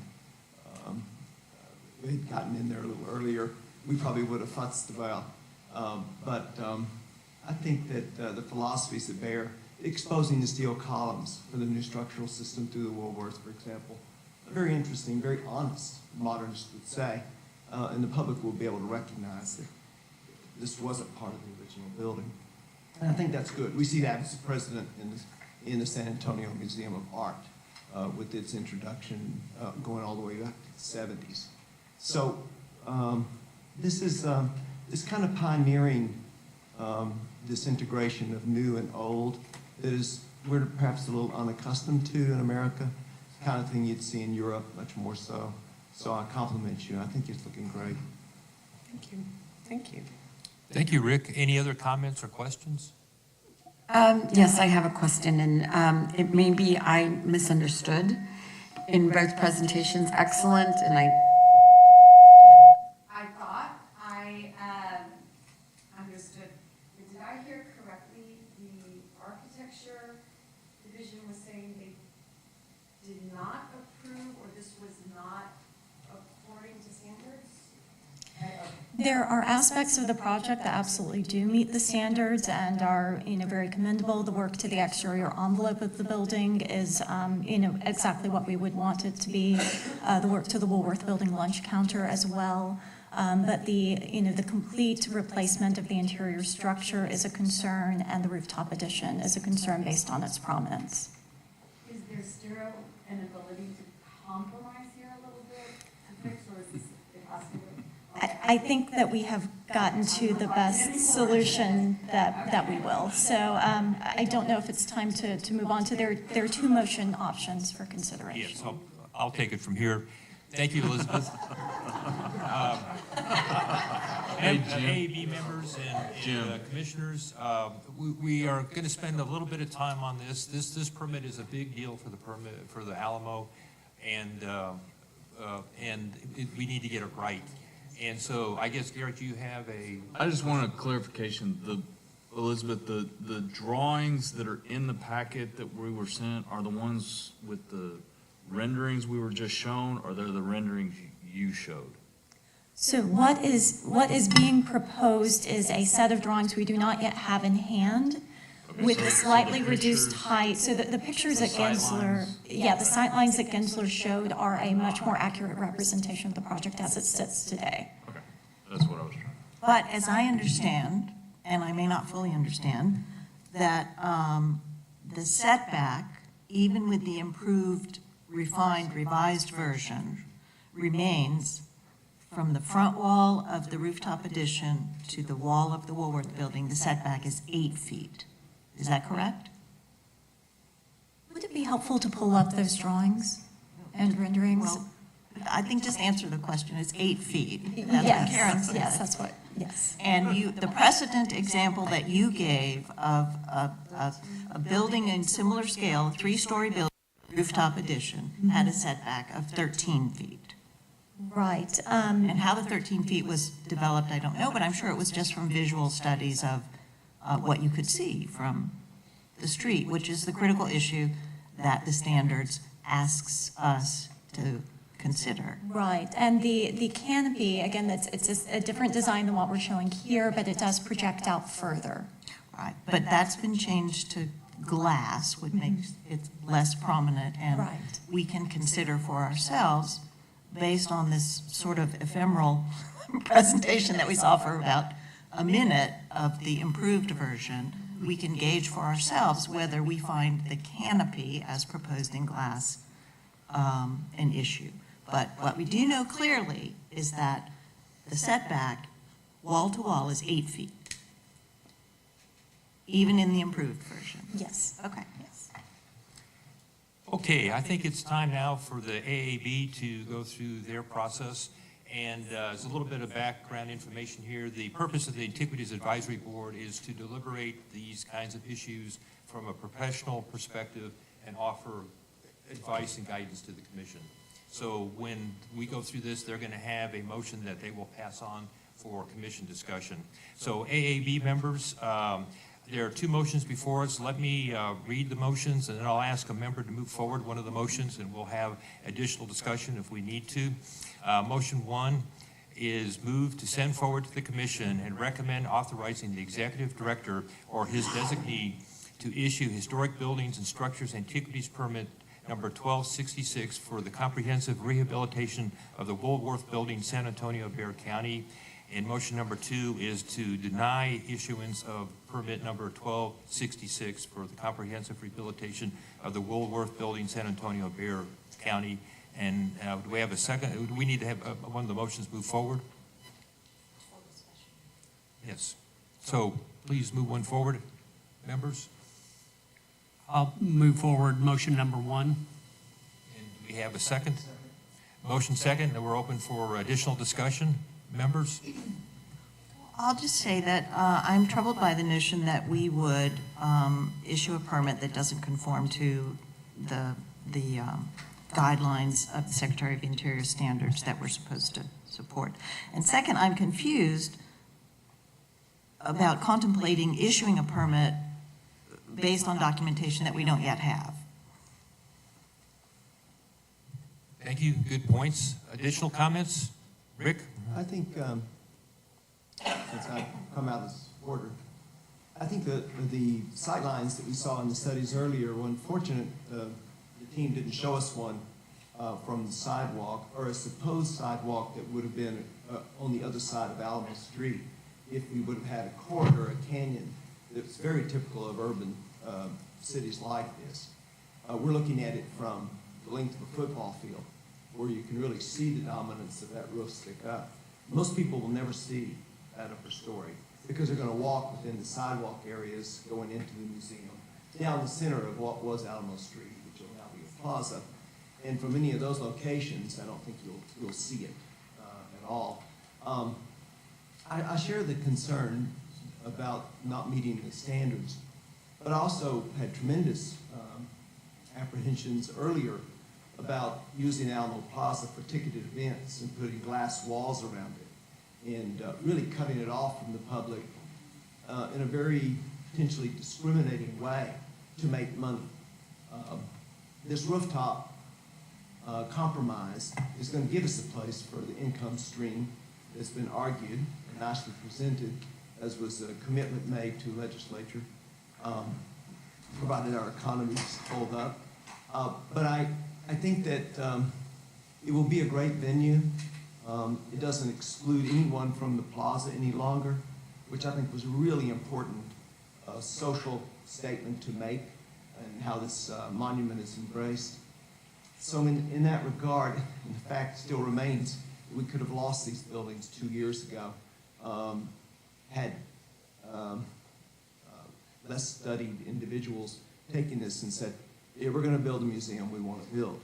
I think we're still coming out with a win.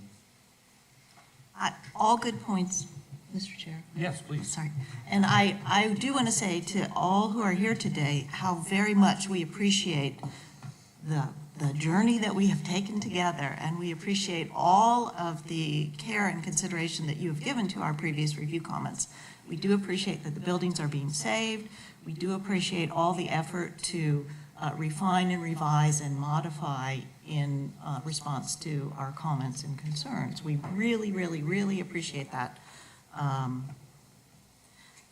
guess I will say again, I'm just confused. If the design has changed in ways that aren't reflected in the permit, how can we even move forward with that? Do we not need the information that you presented today?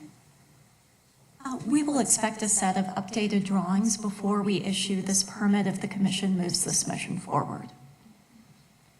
Yeah, that was my question. How can we move forward a motion if the permit that the plans that we are approving are different, this is a procedural question, are different than the ultimate plans that will be implemented? I mean, can we do that can we approve that as an advisory board? I think we can approve that contingent upon staff receiving the additional plans and saying they're contingent, or they agree with what was presented today. I have, I don't know, a comment or question. What I'm concerned about, and everybody here has had incredible observations. The presentations have been incredible. I really applaud San Antonio, the Alamo conservation groups for really working and changing and adapting. And I'm all about making money. I think this is a great venue maker, and I love that. I'm going back to a very little stickler thing. If we moved the wall 8 feet, would it have affected the venue that much by going 5 feet to keep in with the preservation requirements? I feel awkward in that if we're asking people to follow our guidelines and our, our example, and then the TAC itself might be making an exception because of this, because it's an incredible opportunity. I don't know, I just don't know what the repercussions would be, but I also don't want to hurt San Antonio or hurt the Alamo project. I'm just trying to understand, could it 5 feet have made a difference? So unfortunately, what you're looking at is a very long, narrow space. And so for the proposed program and the proposed use of it, unfortunately, going back another 5 feet makes the space essentially unusable. And I didn't mention it, but of the operating pro forma, this space represents more than $2 million a year to the project itself. And I hear the consternation that you all are expressing and feeling. However, I think we have to remember that the Secretary of the Interior standards are up for interpretation. And it is, incumbent upon all of us to think about that interpretation and what still remains within the intent of the standard itself. And so I appreciate the concerns expressed today. I feel like the team has worked very hard over the last year to try to do all that we can to address these concerns. But unfortunately, going back further at this juncture is just not an option. So thank you. Thank you for clarifying that. All again, very If I could make a comment that I should have stated more clearly earlier, there is not a staff recommendation on this project for exactly these reasons. Staff reviews projects relative to the standards. We try to keep very closely to the National Park Service's interpretation so we have consistency across our programs. And so all we can do with a project of this nature is just present it as it is to you. I believe it's within the Antiquities Advisory Board and the Commission's authority to provide a different rationale for the decision and consider factors beyond the standards in that decision. Okay, members, are we at a point where we can take a vote? Or do we have additional discussion? We're voting on the motion as stated. They submit to us is consistent with what they presented to us today in terms of modifications to the upper I'm quite comfortable with that. Okay. All right, well, let's do this. And Elizabeth, can you come up and, in the event that we have a divided vote, can you count the yeses and nos so we know exactly where we are? Yes, Laura. I just wanted to say that I I'm not troubled by the aspects of the proposed project from the roof down. The thing that really is troubling me is the rooftop addition. And I understand the complexity of the issue. To me, I think it's important, though, that we remember what our purpose is, so. Okay, we're ready for a vote. All in favor signify by saying, raise your hand if you vote yes.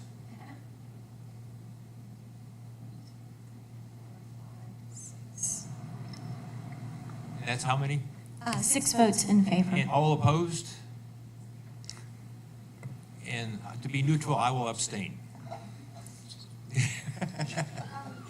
So the motion passes as a recommendation to pass on now to the commission for their vote. And did I hear one more comment?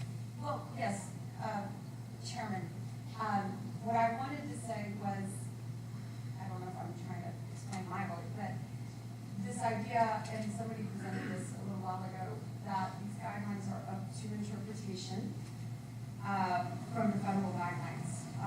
So I'm a hesitant yes, but I'm taking it as interpreting for something that might be for the better good, although I still have some serious reservations. But I'm trying to. Thank you. Okay. Oh, I have an opportunity.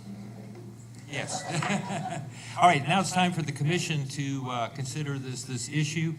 And in keeping with the way we normally do this is that I will then make the motion based upon the recommendation of the Antiquities Advisory Board as a commission motion, and then we will have a second and any discussion.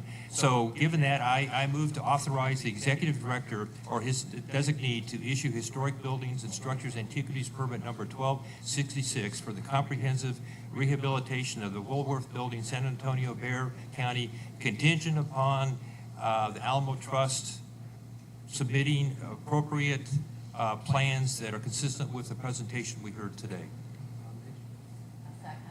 A motion and second? Yes. So, commissioners, any further discussion? I have one question because precedence is always a bother of me, and since I've been on the commission since 2018, I don't think we've always held to the standard fairly tightly.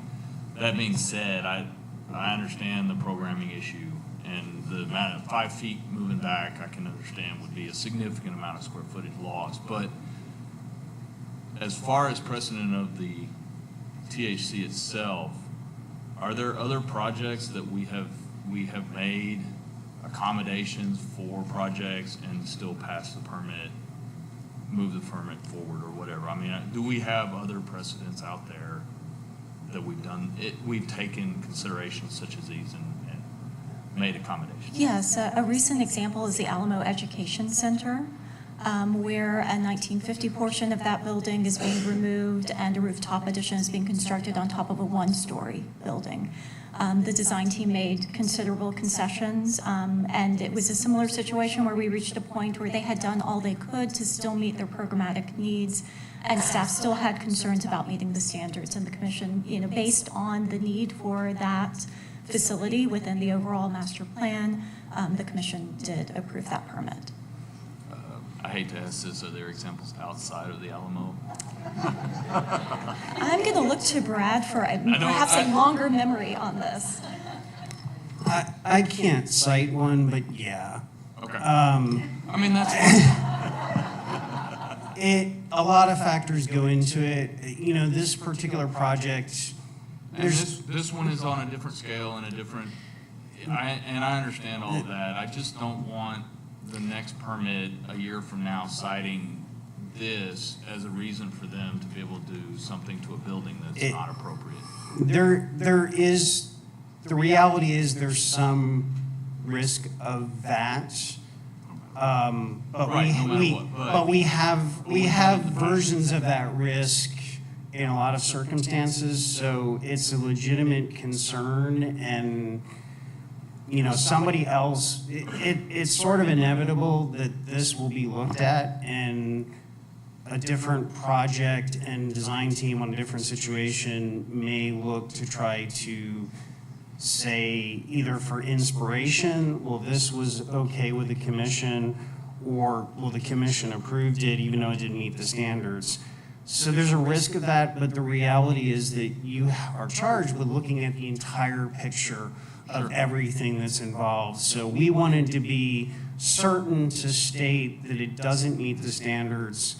It would be very difficult to find a way that this proposal meets the standards, but you have the ability to. That's a standard that is expected for us to live up to, not a hard and fast legal law that we have. Correct. And that gets to a question I have, that the Secretary of the Interior standards, can you talk about the language in the standards? Are they standards versus guidelines, of what they say?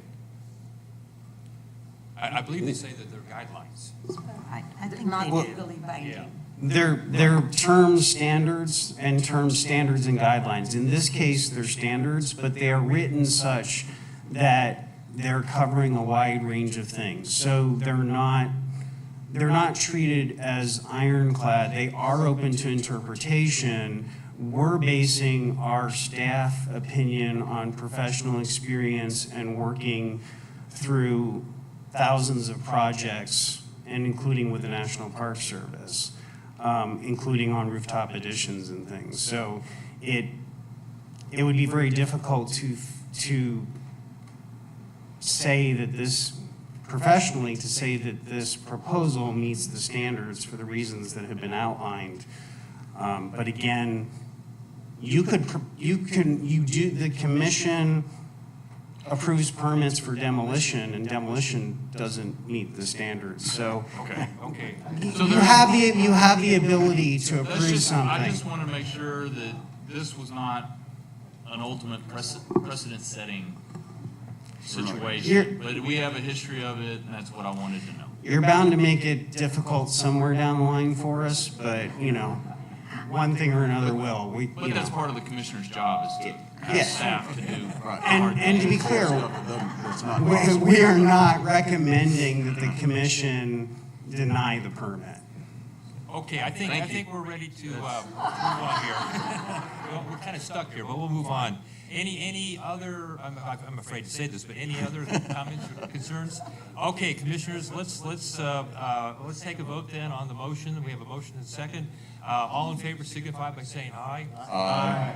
Accuse myself from this vote. Yes. Because of affiliation. Okay. Any opposed? Opposed. One. Okay. Hearing that, the ayes went out and the motion carries. Thank you very much. Thank you, everybody, for a very thorough, interesting discussion and an appropriate discussion for this particular project. Now we're going to move on to agenda item 6, point B, 3.3B, a much less controversial topic. And Elizabeth, I'll let you take it from there. Yes, thank you very much. We have 2 more permits. I think they are relatively more straightforward. This first one we do, if there are questions, we do have a presentation from the design team on this project that we can pull up if needed. But I'll give a quick overview. The Alamo Gardens were developed in the 1930s after demolition of adjacent structures that had grown up around the Alamo when the Daughters of the Republic of Texas was originally seeking to restore and interpret the site. The elements of this design include an Ezekiyah feature interpreting the historic location of the Ezekiyah, paved paths and limestone walls that encircle the grounds. The walls have been modified over the years, and very few trees existed at that time. The original paved paths through the gardens formed a series of arcing and radiating pathways which crossed the gardens and culminated in a leaf-shaped collection of paths at the northeast corner of the site. The historic paths still exist but have been modified, most notably with the construction of the collections facility at this end of the site. And also there have been a lot of plantings that have been introduced, as well as additional areas of decomposed granite and more minor modifications within the framework that was established in the 1930s. So currently the gardens retain some limited amount of their historic integrity. The Alamo Gardens Phase 3 plan includes a site transformation with new pathways and updated features. So this is, I think, really an acknowledgement that the site has changed over time. Those radiating pathways don't relate to the buildings and facilities that have already been built or are being constructed. And so reimagining what the space behind the Alamo might look like. The historic Crockett Fountain will be protected, deconstructed, and restored at a new location on the site. The Cactus Garden will be removed. An exterior learning staircase and adobe oven will be added to provide breakout spaces for visitors. Existing gates within the historic walls will be removed and replaced in kind with matching gates, but that have modern panic hardware for safety and security. And there will be added lighting and utilities along with a new Ezekiel water feature and educational garden. Heritage trees will be protected and some other smaller trees on site will be removed for the development. The Crockett Fountain is a component of the 1930s design that's a popular centerpiece within the gardens, but it has maintenance issues, including leaks and degradation of the materials themselves. The fountain has been 3D scanned and will be documented piece by piece to ensure an accurate and faithful reconstruction at a different location. The Acequia Madre historically flowed behind the Alamo Church, roughly north to south, and turning slightly southwest to along the path to Missions further south. As part of the 1930s garden design, the Acequia was interpreted as a closed water feature system lined with concrete, which you see here. This system requires excessive maintenance and is not performing sustainably. The Acequia has been envisioned as an interpretive element in the form of a new pedestrian walkway that follows the extent of the historic Acequia directly above the existing feature. So this is essentially building a new, I believe, shallower water feature above what is there now without disturbance of archaeological remains. Any modifications to grading will be coordinated with an existing archaeology permit, number 31032. And the new Acequia Walk will feature interpretive and educational elements along the path that will narrate the importance of historic irrigation practices. There will be interpretive terraces throughout the gardens and additional landscaping with an emphasis on native species. Generally, the proposed interventions are compatible with the Alamo in terms of, looking at a new design in this space. So with that, I'm happy to take any questions on this permit. Any questions for Elizabeth? Hearing none, AAB members, we have two motions to consider. Motion one is to move to send forward to the commission and recommend authorizing the executive director or his designee to issue historic buildings and structures antiquities permit number 1267 for the Alamo Gardens Phase 3 development, the Alamo, San Antonio, Bexar County. Option 2 is to deny that permit. Would a member like to move forward one of the motions? Yes, Mr. Chair, I'd like to move motion 1. It's a lovely design. Do we have a second? Second. Any discussion? Mr. Chairman, before we move on, I know the Alamo Trust archaeology team is on top of it and will be watching carefully, but I would like to note that the 1877 Sanborn map shows a cistern about 30 to 40 feet directly east of the Alamo, a small little structure and a cistern that will be in that garden area that's going to be looked at. So just alerting construction folks to the possibility of encountering something that would be left of it. It may be destroyed deep and already gone in the shallow impacts, but it could be there. And I assume Tiffany will be on top of that. Yes, sir. Okay, so we have a motion to move forward. Do we have a second? Do we have a second? Okay, we did. We'll call for a vote then. All in favor signify by saying aye. Aye. Any opposed? Motion carries. Thank you, Elizabeth. Now we're on to the third permit. Oh, got to move to the commission second. Came up on my script. Sorry. I got on too. All right, commissioners, now it's time for us, the commissioners, to consider the recommendation of the Antiquities Advisory Board. As a result, I move to authorize the executive director or his designee to issue historic buildings and structures antiquities permit number 1267 for the Alamo Gardens Phase 3 development, the Alamo, San Antonio, Bexar County. Do we have a second? Second. Motion and a second. Any discussion? Hearing none, I'll call for a vote. All in favor signify by saying aye. Aye. Any opposed? Motion carries. Now, Okay, thank you. discussion and possible action regarding the amendment to permit number 1120, cenotaph structural investigation, the Alamo, San Antonio, Harris County, and please take it away. Okay. The Alamo Cenotaph was commissioned by the state of Texas to commemorate the Texas Centennial. Designed by Adams and Adams with sculptural figures, but carved by Pompeo Copini, the cenotaph was dedicated in 1940 in memory of the heroes who sacrificed their lives at the Alamo. The monument is prominently located in Alamo Plaza, northwest of the Alamo Church, on a traffic median. In 2014, the city commissioned structural engineering firm Jasper Quintanilla and stone conservator Ivan Meijer to assess the condition of the cenotaph. And then more recently, the commission issued permit number 1120 for actually doing some investigation that removes stones from the top of the cenotaph to be able to inspect the interior and inspect the conditions. So there are a number of stones that have been removed from the structure to allow further investigation of the concrete superstructure underneath, the aluminum anchorage pins that should be tying the marble cladding to the structural backing and framework. And there's a lot more words on the page than I need to say. I will move on. So some of the conditions that you can see here, one thing that is concerning is here's one of the aluminum anchors. This should be tied into this marble panel, and it is not. And so that is a condition that's seen in multiple locations. So the team, which includes architects and conservators on the project, are going to come back with a comprehensive proposal for restoration of this monument to address the stone movement and other conditions that they have identified. We are not ready for that project to kick off just yet. So what we have before us today is a scope of work that arose in collaboration between our staff on monthly site visits, along with architects and representatives of the Alamo Trust. What was originally proposed was to move those very large and heavy stones, which weigh upwards of 3,000 pounds apiece, put them back in place until the permanent repairs are ready to be performed.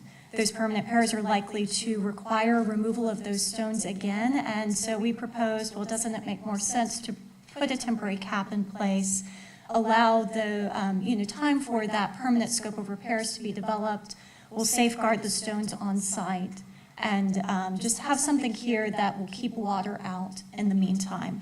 So what the architects have proposed is a cap that mimics the monument's form and design.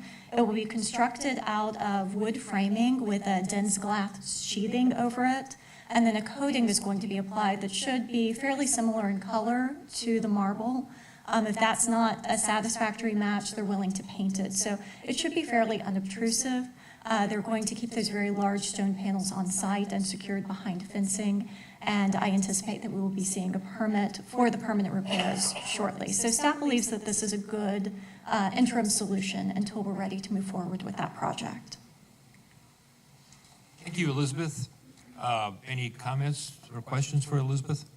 No, Mr. Chair, I just wanted to mention, again, we appreciate a methodical approach, and it's imperative that we investigate what's going on, and so we appreciate the fact that it's being carefully disassembled in order to allow for that. And it's not at all uncommon for metal attachments to deteriorate over the almost 100 years they've been up there, from the 30s to the 20s. And I support this, and I will support and actually make the motion. But one question, I noticed that there was a reference to using perhaps treated woods to build this cap with, and we just need to make sure that there aren't chemicals in the wood that will leach onto the marble or the concrete or the metal that we're trying to preserve. And so just be mindful of that as you all are monitoring and implementing this. Yes, thank you. That's an excellent point. Yeah, it might be better to not do that. This stuff's going to be up there a very short time. Treated wood is for something that's going to give you longevity. So the stuff we treat that with is salt latent, and Lori's right on mark with that one. We need to think about that. Thank you. So, Mr. Chair, unless there's more discussion, I'm happy to make a motion. No, please do.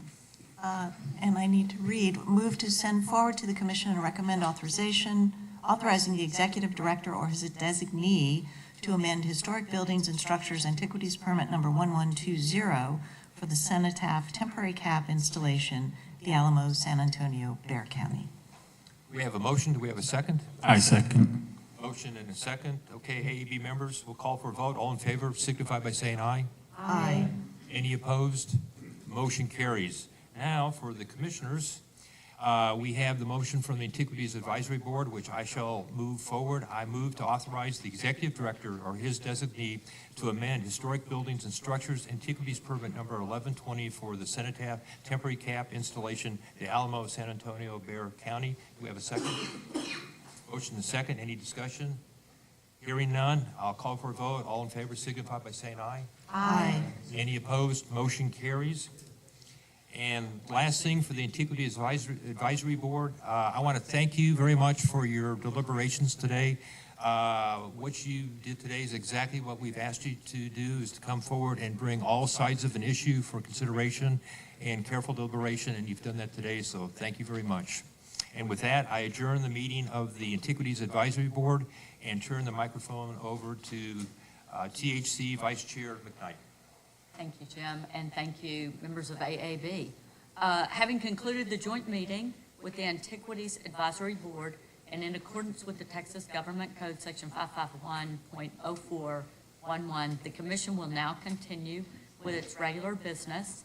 And before we have our first report, I'm suggesting that we take a quick 10-minute break because it's almost 11 o'clock. We've been here a while. So why don't we convene at 10:50 or 11? 10:50. Okay. I'm going to go ask Elizabeth the rules on those standards because I am a lawyer.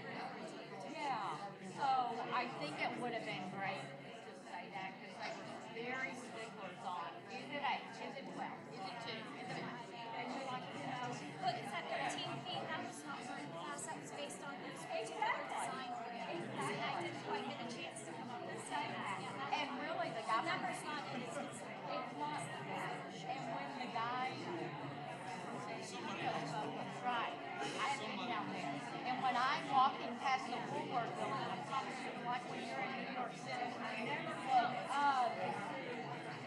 I just.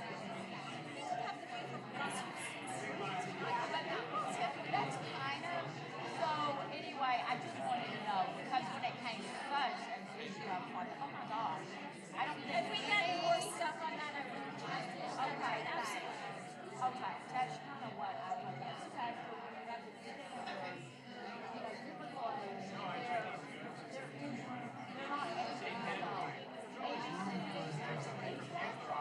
I think that would have helped the conversation. I was a little nervous that it was going to go in the direction of the commission interpreting the standards. No. That would standing out.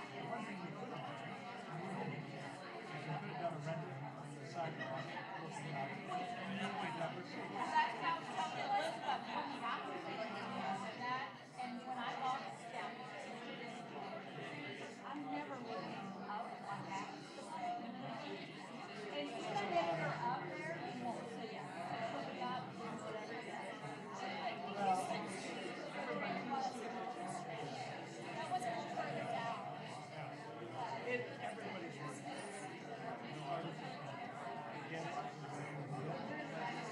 But I can't, in good conscience, I can't go back to the legislature and say, you're gonna have to fund us. And I was given very strict orders. I mean, so, and I appreciated having that respect. I didn't too. It was not a discussion item. So, It would have been a discussion on approving the designation.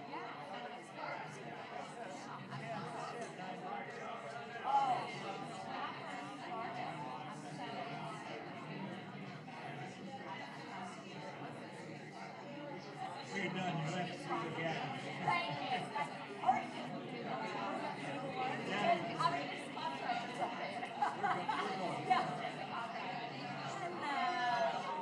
Happy New Year. Happy New Year to you. Good to see you.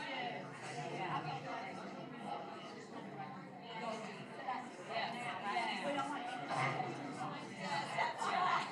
Tomorrow. Art absolutely.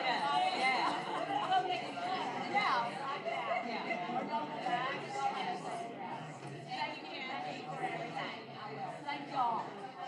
Talk to you later. Thank you.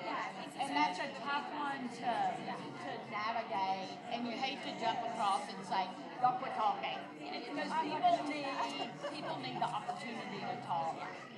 But I felt like we were just rehashing. If it would have been my kids at the dinner table, I would have said, "Move on." You know, we've already talked about it. Like, so, but I did want to have some clarity personally on that.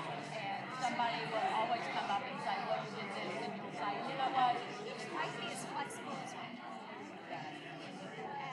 And it just pushed beyond what it is. And as you know, Patrick just said, the legislator says, you've got to support yourself, people.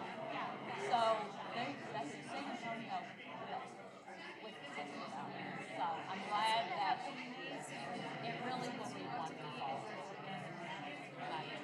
You know, I just have to wear my first hat. No, That's what I know. And I'm a lawyer, but I'm a business lawyer, so I'm very practical. I don't write things that are not going to work. So I look at it from even not even a total legal perspective. I look at it as what makes sense. So I just had to ask because it just kind of. Thanks for all your work on it. I know you're going to go get a gun and go, I'm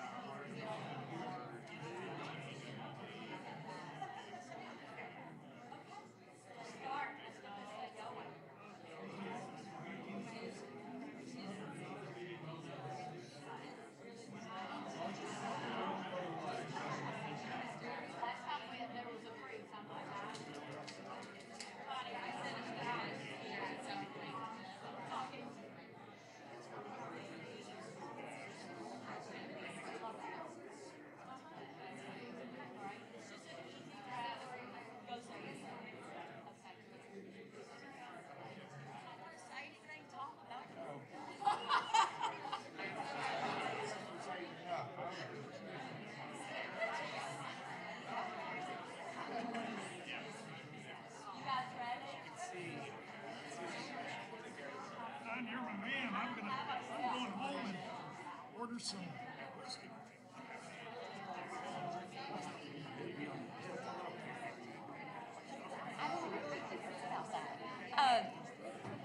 We are now going to reconvene the Texas Historic meeting.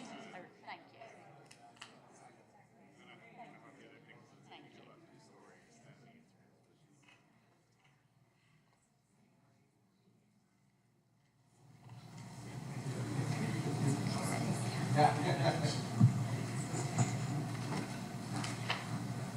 The meeting will now reconvene, and the first one is Friends, Anjali, and we'll let you tell us what you got. Thank you.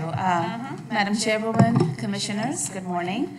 Our board chair, Sally Ann Schmidt, could not make it this morning due to a medical emergency in her family, and she sends her regrets.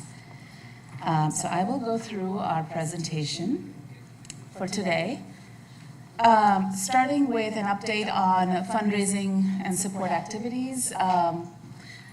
My little bit of an OCD brain goes alphabetically, so starting with Community Heritage Development Division. Real Places Conference, we have all the speaker agreements in place for the keynote speakers, as you heard from Brad yesterday. We have 148,000 plus in sponsorships raised so far, and this includes funding from the Texas Land Title Association that we get each year for the Courthouse Stewardship Program. A portion of that funding is directed towards Real Places Conference to support the Courthouse Stewardship track within the conference. We have another, THC has another 15,000 in funding from TxDOT as part of their agreement, larger agreement. As of the preparation of this presentation, we had 13 confirmed partners in preservation and 1 media partner. As Brad mentioned to you yesterday, these partnerships are more about sort of a quid pro quo. So we give them one conference registration, and we publicize their logos on our website. They reach out to their network and spread the word about the conference so that we have some of that support reflected in additional registration. So we're reaching the constituency that we want to reach. The next project with CHD is the Georgia Licensing Project. A quick update on that. THC does have a vendor in place working on the Downtown TX project. As you might recall, the previous vendor has stepped back and shut shop, so THC had to go through and find a new vendor.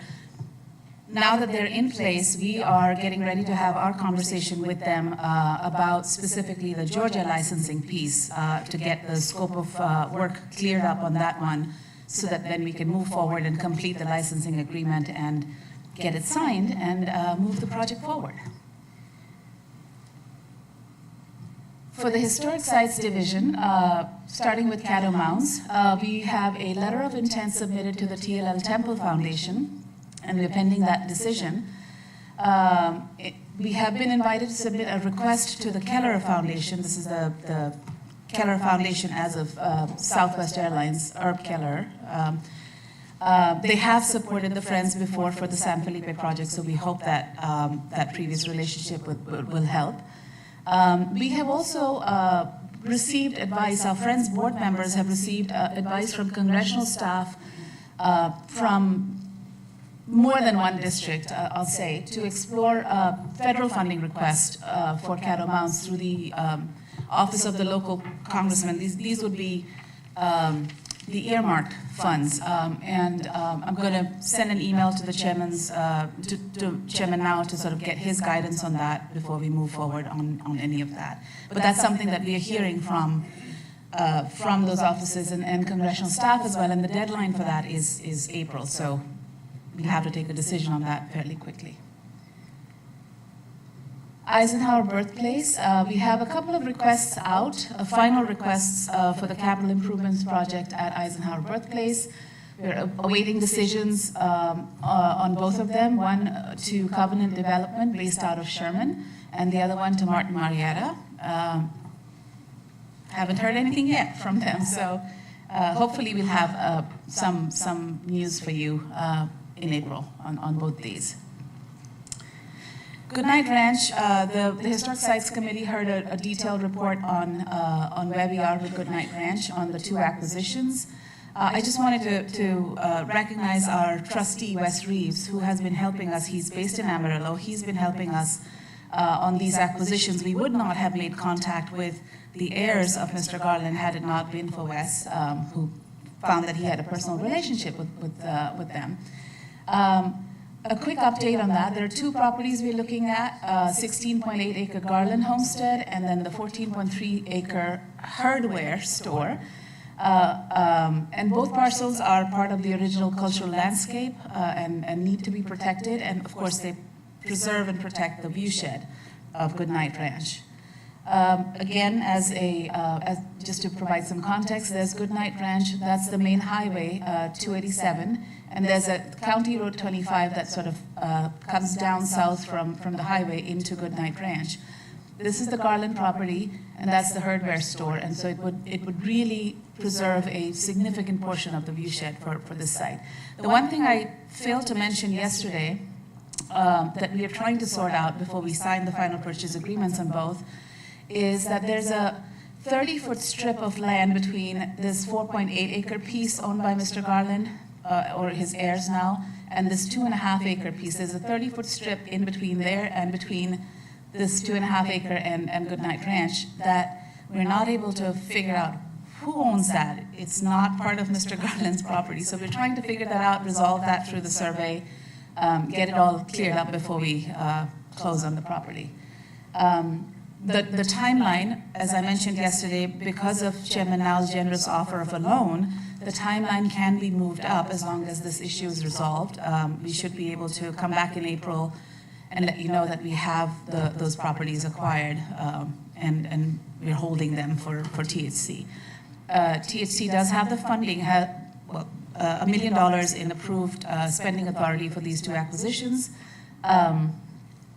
Because of cash flow and the process with the comptroller's office, that money will not be available until April, which is why we are stepping in.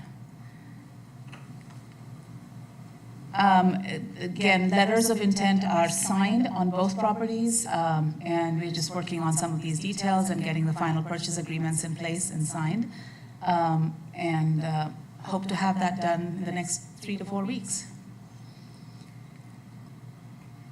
And as I mentioned yesterday in my report, the cost of the entire acquisition is going to be $1.05 million, and we have the $1 million in state funds, and we're trying to raise the balance, the $50,000, to cover the gap. And Chairman Now has very generously offered a $25,000 gift towards that, as long as we can raise the match. So we're working on that right now.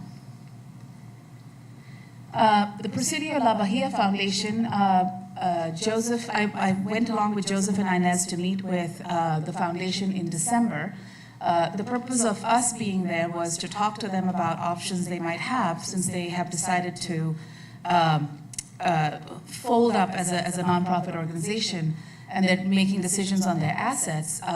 We presented options to them about how we can help them, how we can support them with their cash assets, which are upwards of $1 million.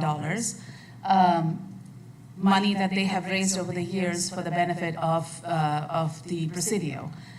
So following our discussion, the foundation board unanimously approved transferring those funds to the Friends of the THC for the benefit of the Presidio. We still have to work through the details of how they want that transfer structured, if they want some of that money in an endowment, other funds in operating funds or something like that. So we're meeting with them again on February 21st to work out the details. A quick update on the Washington on the Brazos campaign. Again, as a reminder to you all and for Ed and the new commissioners, the Friends of the THC is not leading this capital campaign, but we are providing advice to the Washington on the Brazos Historical Foundation on the campaign, and we actively participate in the core planning group work. The foundation, the total project budget, as Joseph detailed yesterday, is $51.5 million. Of that, public funding is available on the tune of $41.17 million, and so the foundation's campaign goal is about $10.5 million. They have raised and have commitments to date of over $5 million, and they still have to raise about $5.3 million. They have asks made and upcoming to the tune of about $4 million, and they're working on additional prospects as well. Just a quick list of commitments that have come through since our last presentation on this. Bluebell Creameries, Haw Blood Cell Foundation, some individual donations, and then additional smaller foundation gifts. I also want to share that I heard yesterday that the foundation had submitted a request to the Fondren Foundation as well, and they have a meeting coming up with the foundation to present details, and we hope to have a positive decision from them. There are some key funders in the North Texas area and a couple of foundations in Houston that we're still hoping to have Shem and Now's support on and get those on the list as well. Moving on to other projects and programs, a quick update on the Preservation Scholars Program. And I'll give a 30-second sort of overview for our new commissioners and for Ed. The Preservation Scholars Program is a program that was started about 17 years ago by a group of commissioners, some of whom are now on our Friends Board. And the program focuses on building the diversity of voices in the Texas historical narrative. So providing internship opportunities for students from underrepresented backgrounds to come into THC, learn about what historic preservation is all about. What is involved in historic preservation is not just the study of history, which is important, but there's all these other things that happen behind the scenes that support the work of preservation in the state. And the program has really grown. And when I say grown, we started with one intern, and now we have a cohort of 7 that we bring through. The goal of the Friends of the THC, which was established a few years ago, was to have at least one intern in each division learning about that division's work and their role within the larger agency. So we have accomplished that, which we're really, really proud of. We have substantial endowments that support this program, and through those endowments and board-directed gifts, we get funding in place every year for at least 6 of those 7 internships, and then we fundraise for additional internships. And since last year, we've been fundraising to provide housing for these students, because housing in Austin is incredibly expensive, as you all know. And that sometimes is a deterrent for students who want to participate, but they would be spending their entire stipend on rent for 2.5 months. So we're trying to help them. And to that end, we have developed a partnership with Houston Tillotson University, who provided housing last year. We're talking to them about renewing that again this year. We hope that that will come through. In time for us to be able to offer that to our students when we interview them. The applications are open for this program right now, and they close on February 20th. The review process includes a committee of THC staff and Friends Board members, and so the committee will review the applications and bring forth the final recommendations. a quick update on our virtual events, and I want to recognize Christy Peliquin, who is here. She's done an incredible job continuing to build this program. We are at 39 events since March of 2021. Again, we started this program during the pandemic, trying to reach our constituency in ways that we couldn't otherwise. Our 40th event is tomorrow, Thursday. We have had a grand total of over 12,000 registrants from 28 states and actually from outside of the United States as well, some registrants, which has been kind of fun. People from Australia and other places wanting to learn about longhorns. We've reached, a whole bunch of people through Facebook Live. We've acquired new and repeat donors through these events, donors who have given us everything from $5 to $5,000, which is really incredible. So it's a program that stands on its own from a programming standpoint, but it's also supporting our fundraising efforts, which is exciting to see. Some upcoming events. The one tomorrow is about Russell Lee's Photographs of Texas. It's called One of the Best States of All, and it's being presented by Mary Jan Appel, who's a Lee biographer. In March, we have a program focused on Route 66 and Hispanic heritage. This will be presented by Seila Mota Casper, who's a Friends board member and executive director of Latinos in Heritage Conservation, but also I want to add, she's an alumni of the Preservation Scholars Program as well. April, this says TBD, but I wanted to thank Ed for pointing Christy towards Dr. Landeck. We do have her confirmed, Dr. Catherine Landeck from the University of North Texas. She will be talking about her book, Women with Silver Springs. So she'll be giving a talk about that. She was I want to remind you all, she was a speaker at Real Places a couple of years ago and had a completely sold out keynote speech. She was just incredibly wonderful. May, we have a program on Black soldiers in the Lone Star State, presented by Cale Carter. He's returning to this program. He did a presentation for us before. June 20th, History of Japanese Farmers in Texas, presented by Sidney Liu, who is an associate professor at Rice University. And then July, we are focusing on the Main Street program. And this will be presented by Amy Hammonds, who's the Main Street coordinator, in partnership with our board treasurer, Courtney Reed Hoffman, who has a very strong personal history, as you all know, with the Main Street program. Social media, I just want to quickly run through this and share that we're doing well on social media. We're expanding our footprint, reaching audiences that we haven't reached before. We do have some changes in our social media coordinator who's moving out, so we're looking for another person to take on that role and look forward to building that program with them. I did want to introduce our new development manager by way of staff updates, Danielle Blanco, sitting right there. Danielle started with the Friends of the THC. This is the new FTE that was approved by the legislature this past session. She started on December 11th, I believe, and she comes to this role with significant experience in both government and nonprofit sectors. The one thing, her bio is right there. One thing I do want to highlight is she has a BS in aerospace engineering, so she is truly a rocket scientist. But she found her way to fundraising, which I'm very grateful for, and she's just hit the ground running. So I look forward to having you all meet Danielle in the future. A quick update, I wanted to thank Commissioner Crane for attending our strategic planning session on January 12th, and Ed as well, who had just started, and he jumped right in. Thank you so much for being there.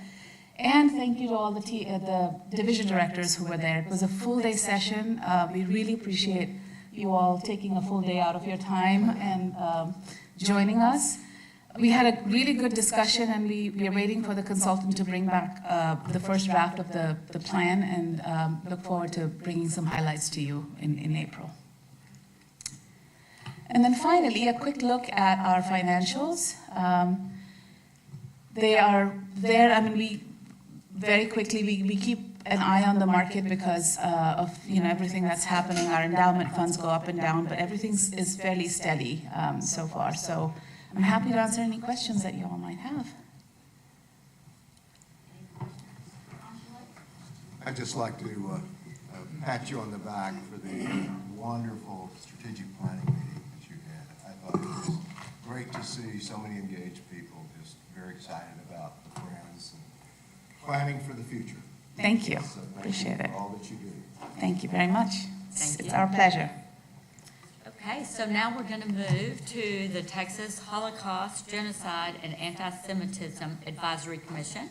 And we have Mr. Goldberg, Ken Goldberg, the chair. Joy is also here, their executive director. So thank you for being here, Ken. Well, thank you, Vice Chairperson McKnight and commissioners.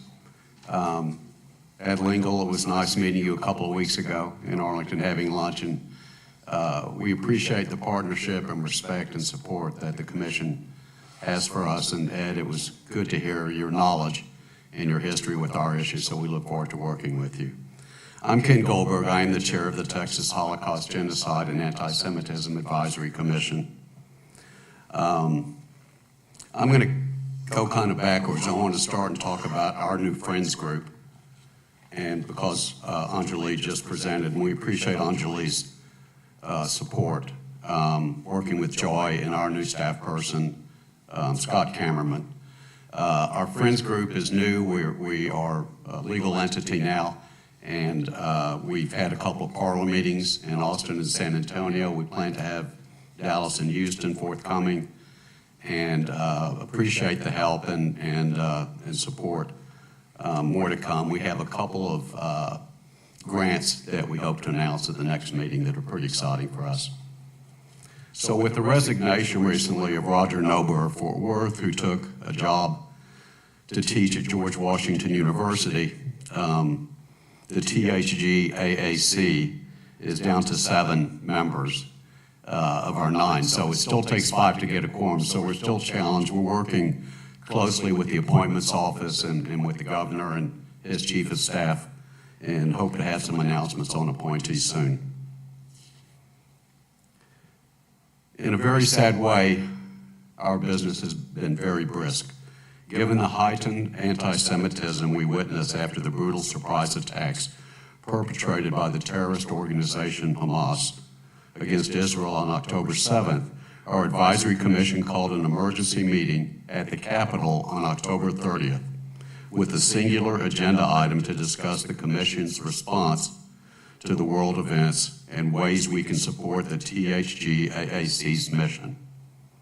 Governor Abbott, the Consul General of Israel to the Southwest, Livia Link-Raviv, Senator Tan Parker, Senator Phil King, and former State Senator Florence Shapiro addressed us.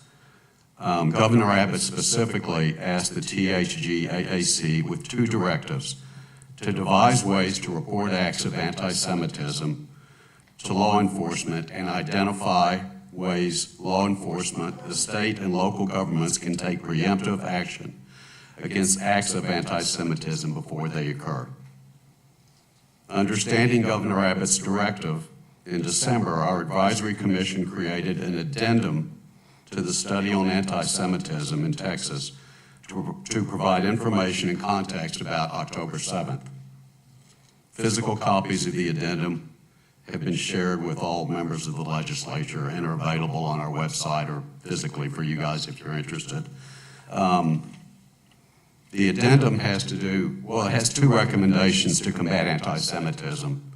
And those are creating a confidential statewide reporting mechanism to assist law enforcement and partnering with the social media lab at one of the Texas public universities to monitor social media misinformation.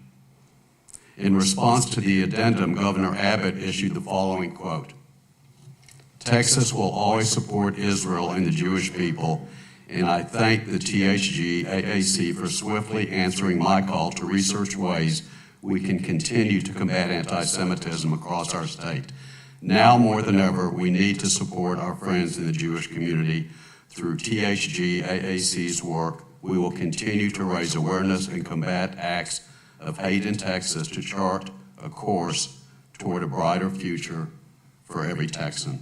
And I want to add that after our emergency meeting on October 30th, the governor passionately addressed the commission, left the room, and I think the next day boarded a flight to Kennedy or Newark, and then took an El Al commercial flight from New York to Tel Aviv. He was there with Governor Stitt from Oklahoma, and he was there for, I understand, maybe 8 or 10 hours.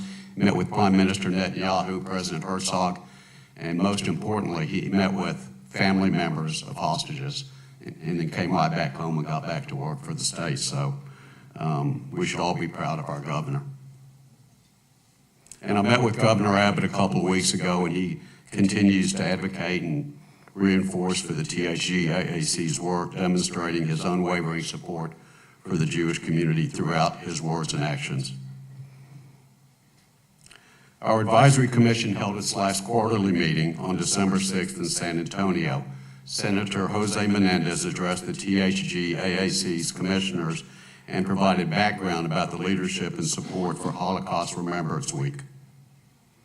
Cheryl Ohayon, a project director for Echoes and Reflection at Yad Vashem, which is the National Holocaust Museum in Jerusalem, and partnership organizations, they are partnership organizations that train educators about the Holocaust, and they provided insight into current trends in Holocaust education and the lingering impact of the situation in Israel. The meeting also focused on increasing our visibility and building out volunteer and speaker opportunities for Texans to raise public awareness of the fight against anti-Semitism and the continuing significance of the Holocaust and other genocides. January is an especially busy month for us. Last week was the 5th year of Holocaust Remembrance Week, January 22nd to 26th. And we were really busy and worked diligently to honor speaking requests to ensure schools that they had materials and resources to teach about the Holocaust. And that's a state mandate for K through 12 public schools throughout Texas. There has to be Holocaust education in every classroom. We also piloted a training program for second and third generation Holocaust survivors who provided classroom presentations for Holocaust Remembrance Week. Our website offers a menu of resources for teachers broken down by age to support classroom instruction. The legislature assigned the THG AAC to conduct a survey on Holocaust Remembrance Week implementation and issue a report and recommendations to the legislature by December 1st of this year. We're working closely with the TEA on the survey, which went out to superintendents and principals on Monday, and we look forward to sharing our findings in future meetings. The THG AAC will issue 2 reports for the next legislative session, one on Holocaust Remembrance Week implementation, and the second on the study of anti-Semitism in Texas due to the legislature by November 1st this year. And that is a report that we've talked about previously, and we're required to do that every other year in the even years in November of those years. So you'll be hearing about that by the end of the year. Yesterday, I had the privilege to attend a closed-door screening at the Texas Capitol for elected officials representing Texas. So Senator Phil King set this up, and this has been a roadshow that the government of Israel and the IDF, the Israeli Defense Forces, have put together, and they've showed it to Congress and other groups around the country. I viewed it in Dallas a couple of weeks ago. It's a very graphic compilation of the acts, mostly taken from Hamas cell phones, other monitors, car dashes, and I commend Senator King for putting this together because we had law enforcement, community, and faith leaders. As I mentioned, senators from across the state came in for the viewing. Obviously highly emotional.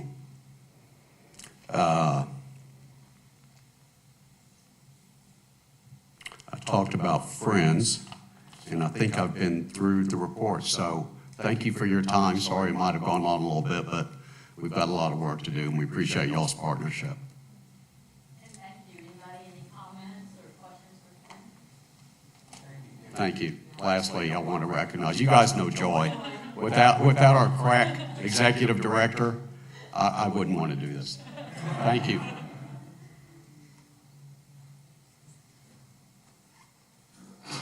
we're going to go to item number 6, consent items. The commission may approve agenda item 6.1 or 6.7 by majority vote on a single motion. Any commissioner can request an item be pulled from this consent agenda for consideration as a separate item. So commissioners, are there any items you would like to have pulled from the consent agenda?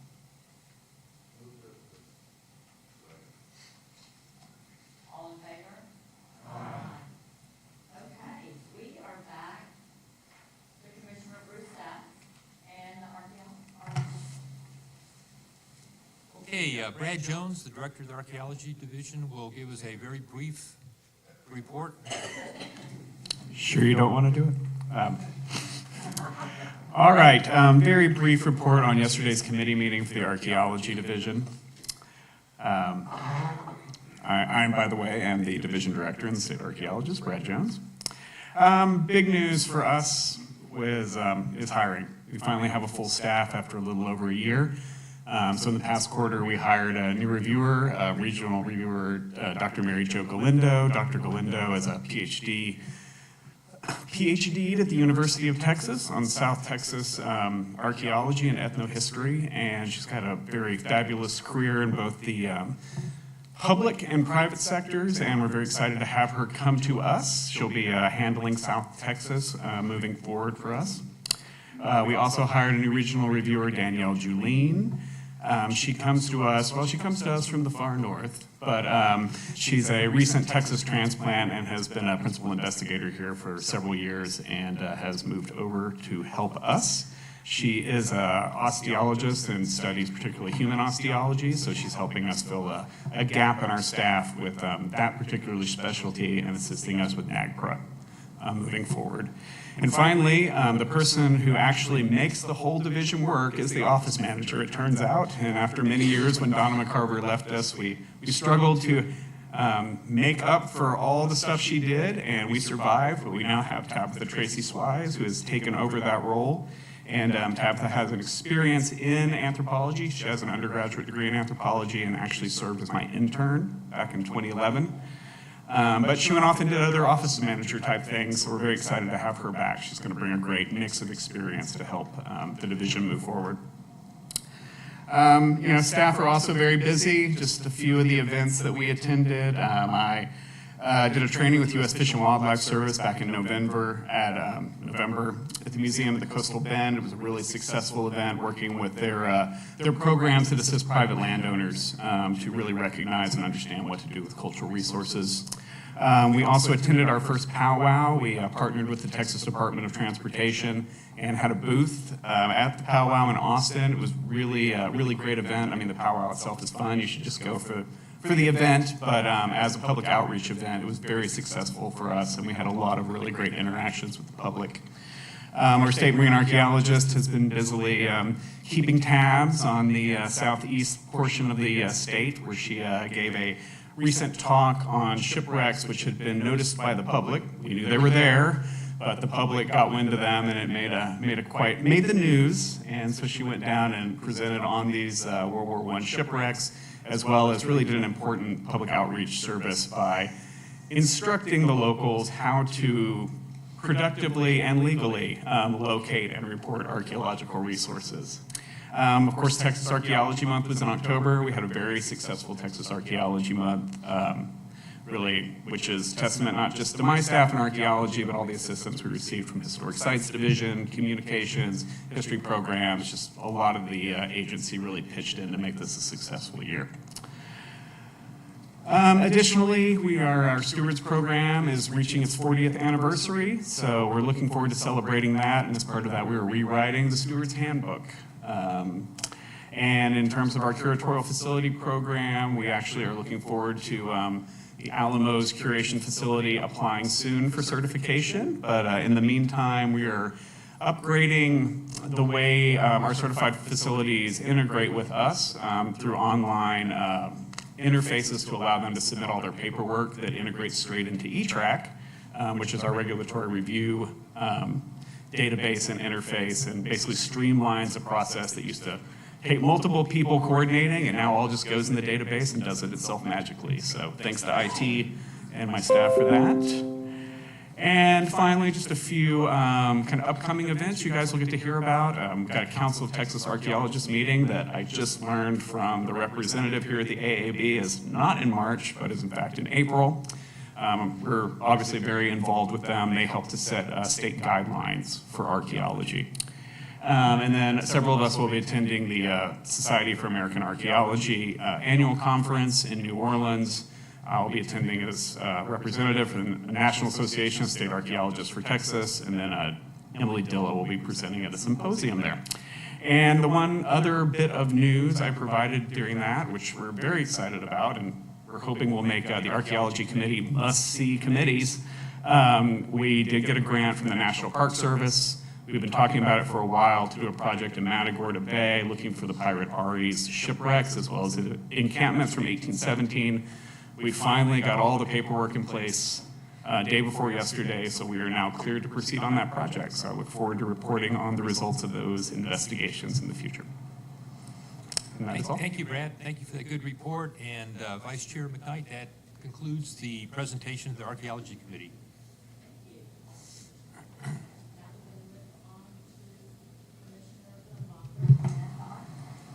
Thank you, Madam Chair. We had a good meeting yesterday. Ms. Brummett will give a staff update, and then we have one action item for you all to consider, including something that the committee did not take a vote on. So you all will have to take action on that. Okay, I will quickly go through our update. I believe many of you heard the more in-depth version yesterday, so I will try to be brief. As always, I like to present at least one example project from the tax credit program. You receive the detailed reports on certified projects through the state tax credits in your packets, and so I hope you do review those. This was an exciting project that was a building built in 1939 as a cultural hub for Houston's African American community.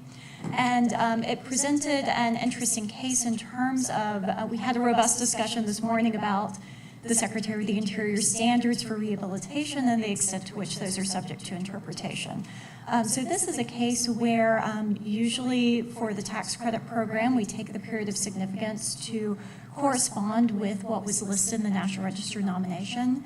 These windows had been infilled during the historic period, but the building was deemed to have more architectural significance with the windows restored, as well as more ability to use it for modern uses where you want to get that light into the interior. So this is an instance where there was a judgment call made, and maybe a strict reading of the standards was not applied. So this is more of a restoration approach within a rehabilitation project.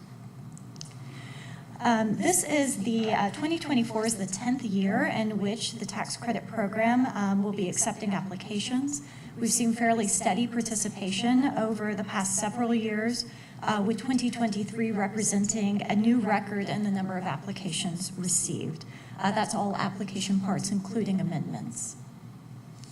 For the Texas Preservation Trust Fund grant program, we're always in the process of administering multiple grant cycles at once. So the examples shown here are 2 fiscal year 2022 projects that were closed out recently. We've started up the newly awarded fiscal year 2024 projects, getting funding agreements and easements where those are applicable started, and beginning to see that work underway. And we are now accepting applications for the fiscal year 2025 grant cycle, with that application period closing on Monday. These are examples of a couple of recent consultations that our federal and state review team has done under the National Historic Preservation Act, including a preliminary consultation with the Army Corps of Engineers about a project that they're planning, where staff made a site visit to help facilitate how that consultation will roll out, as well as the Orange Show, which has received federal funding from the National Endowment for the Arts, in addition to a state-level grant through the TPTF program. For the Hurricanes Harvey, Irma, and Maria Emergency Supplemental Historic Preservation Fund grant program, we are rapidly nearing the end of that program. About half of the project funds have been reimbursed to date, and we anticipate that all but at most 5 of the projects will be complete by March 31st of this year. We do have some flexibility to extend projects, so if the grant recipients aren't able to meet that deadline, we do need to have them fully closed out and reimbursed by August 31st. For the Texas Historic Courthouse Preservation Program, the work at Mason County is proceeding rapidly. We're anticipating a rededication in the spring, and I will follow up when that date is set. For the Polk County Courthouse, the restoration began in September, and so far they've removed non-historic fabric and installed scaffolding. For the Taylor County Courthouse, the replica windows are being installed while work also continues on the interior of the building. This is my last slide, but before I conclude the report, I'll note that the round 13 application materials will be available on our website in February. We are still, working on some modifications, so it won't be right at the beginning of the month, but we are working on getting those out as soon as possible.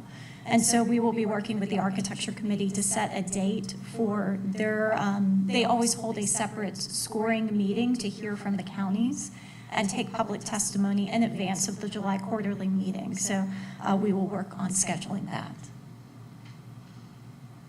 Thank you, Ms. Brummett. As usual, a full, robust agenda that you all implement. We appreciate it. Thank you. Would you be able to walk us through our action item? Yes, and I don't know if you would like me to give a full overview of both of these projects or focus on the questions from yesterday. Probably focus on the questions from yesterday. Okay, so this is an out-of-cycle request from Lamar County. We have 2 different requests with different staff recommendations on each. The commission, let me actually start with Lee County because I think it's going to be a little bit more straightforward. Lee County is an active grant. They received emergency funding in round 11 to do additional structural stabilization work. Prior efforts to underpin the structure of this building were not fully successful in slowing the movement that it was experiencing. And so this project is, I think, really the gold standard of structural shoring for the foundation, and we should be seeing more stability going forward. As part of that project, there needed to be interior repairs to cracks and work done. They've experienced a number of cost overruns since the grant was initially awarded. And so this is a type of funding that the commission has traditionally entertained between grant cycles. So when we have a project that was awarded through a competitive grant cycle, they're in construction and they have unforeseen additional costs, the commission has traditionally considered those grant awards between grant cycles. And so that's what this particular request represents, is something that the commission has traditionally done. For Lamar County, this is an out-of-cycle emergency request. And so I know that there's a lot of concern from the commissioners. There certainly is concern from staff about the condition of the roof and the dire need to replace that roof. The reason that staff has not supported the request at this time is because we believe it would be better considered alongside all of the other emergency request and full restoration projects in a competitive process in round 13. That is launching soon. So that's the application materials I mentioned will become available next month. The awards will be made at the July commission meeting. So we're talking about a 6-month delay potentially in the grant award. But that 6-month really allows us to consider it competitively alongside other projects. This is not necessarily representative of who will apply in round 13, but in round 12, the commission had major concerns about counties with fully restored courthouses like both Lee and Lamar County returning for additional funding to address construction defects. That's not what's happening here. This is a roof that's reached the end of life. So it's not work that was done with the original grant that was given to this county. But we convened the Courthouse Advisory Committee, and we have a new system and way of looking at returning applicants who do have fully restored courthouses. So it's really our first time rolling this out and trying to implement it. And so staff is concerned that if we take this separately, it's essentially, I don't believe that this is their intent, but it essentially would be allowing Lamar County to cut in line when there is other pent-up demand. There were 10 counties that applied for emergency funding in round 12 that did not receive that funding. I'm sure some of them have proceeded with the work at their own expense, but there certainly are others who will want to come back and be considered competitively in comparison with Lamar. Did I hear you say that Lamar County Courthouse has been fully restored? It has been fully restored, yes. Well, obviously not. It didn't replace the roof. Well, so in terms of the timeline, I did get some clarification from staff on that. Before the courthouse program started, a lot of courthouses received funding through ICE-T or transportation enhancement grants that are administered by TxDOT. I remember that very well. Yes, and so the roof had been replaced with an ICE-T grant. It was still in good serviceable condition in 2005 at the time that they underwent their full restoration. So it wasn't seen as a work item that was needed at that time. This is a flat-roofed building with a parapet, and flat roofs are notoriously difficult. They have a limited lifespan, and so we have a roof that has reached its end of life. It's been patched over time. There have been repairs to the parapet, but the repairs have not been enough. We have a roof that is failing, and it does need to be replaced. So it is now damaging than what has been restored inside. Yes, that's correct. And I think Chairman Mao had asked a little bit of information on if we'd ever denied claims. Yeah, his question was whether we had ever issued out-of-cycle emergency funding and under what circumstances. Unfortunately, I don't have a definitive answer because the way these are entered in our database, they aren't called out as being out of cycle. So there's not a way we can run a query and know with 100% certainty that we've caught everything. But Susan Tietz has been with this program for a very, very long time, and her memory is that the only grant we have given out of cycle was to Newton County after the fire. So that was a very, very much an emergency situation that needed to be addressed in a timely manner and not wait. Versus this, these roof conditions have been noted since at least 2015, when our current courthouse reviewer, James Mulanaphy, came on board. The roof was leaking at that time. So we have a roof that needs to be replaced, damaging, now the water is damaging. What has been done in the past? Restoration. We'll probably come back to us and ask for additional restoration for the damage the water's done. At a certain point, it is a possibility. At a certain point, the responsibility for these courthouses lies with the county. I agree. We have limited funds. We can only do so much. And, I don't want to paint this county as negligent. They have done work. In 2017, they did a project that they thought would deal with some of the water infiltration at the parapet, and it was not successful. Enlighten me, what is the cost of that courthouse? All money in? County money, our money? I don't have that information. How much is our money, how much is their money? So they did receive that transportation enhancement grant, which is, third-party money. They received I believe it was around, I'm not sure I have that noted. They did receive a full restoration grant for us. I don't have that figure, but those were capped at $6 million. The county has to put in at least 15% of the project cost in a general sense. That's not accounting for other projects that the county has done in the meantime, which certainly they have without our funding. Their specific request is for just under $600,000 to do the roofing project. That's the cost of the new roof. And parapet repairs. So I think we're having a discussion, is that okay? The discussion at the committee was the possibility that we would inadvertently set a precedent that would be something that we'd have to continue in the future. And after the committee meeting Commissioner Donnelly brought up a good point, which is we recently, at the quarterly meeting before, I think, considered a request from Kimball County, who was in a different situation. They were awarded a grant for restoration construction. They bid their project. It came in much higher because of the current construction environment, and they came to the commission saying, you're about ready to approve the increase in the cap. Can you just give us more money, and that'll help us bridge the gap? And can you allow us to change the percentage that we agree to commit? And after a full discussion, the commission felt like it was inappropriate to depart from rules, regulations, and precedent. And so Commissioner Donnelly expressed to me, and you speak for yourself, but just a concern that it's important to be consistent. We just treated a county in a way that was consistent, in a way that caused them to wait for their project.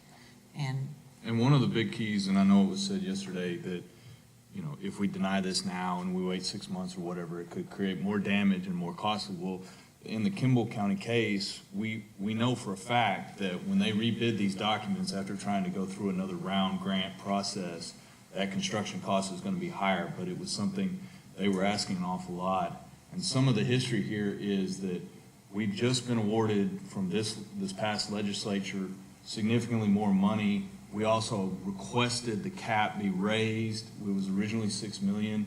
It was raised to 10. And that, in fact, allowed us to kind of adjust some of our rulemaking authority or granting scoring process in this. But one of the fears is that we don't want every county coming back and going, well, I want the balance between what we got in our original restoration and the new $10 million cap. That was an overriding concern.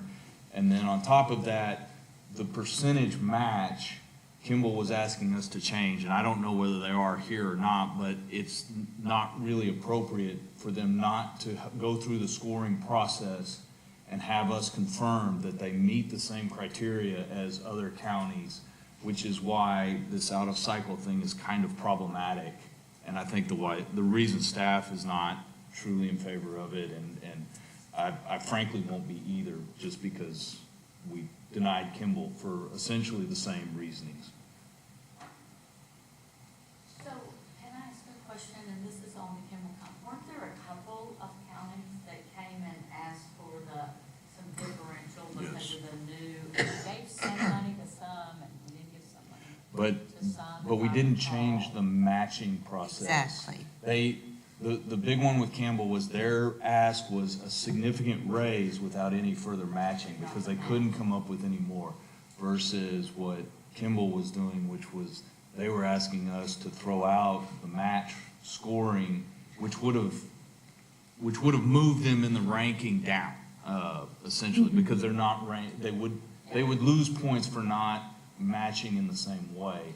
So it would have moved them down, and that's so then they would be asking us to make differences outside of the scoring process.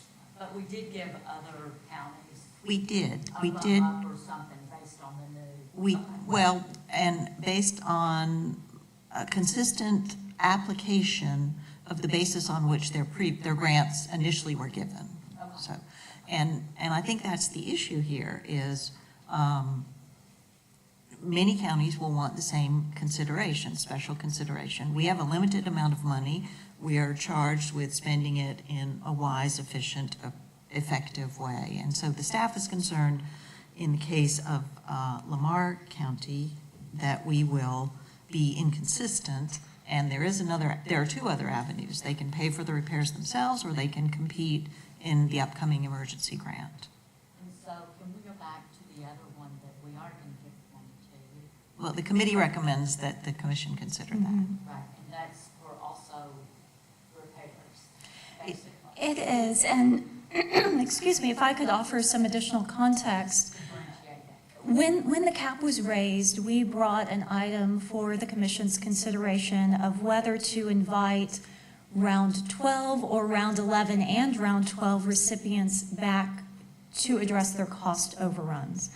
Those projects are all full restoration projects with the exception of Lee. That is the one emergency project in round 11.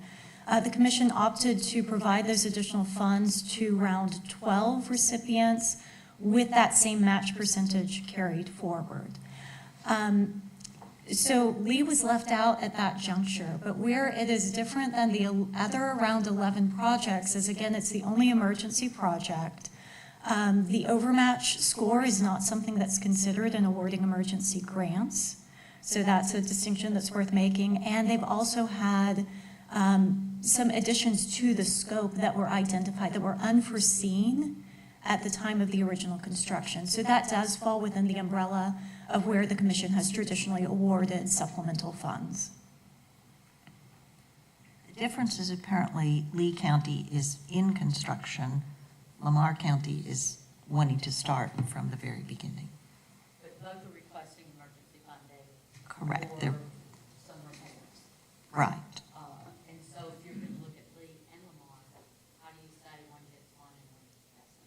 Like, what is your differentiating factor? It's two different types of funding requests. So Lee is asking for supplemental funding to an existing grant that was competitively awarded. Lamar is asking for an award without competition. Are they willing to pay for part of their repairs? There is a local match for all of these projects, yes.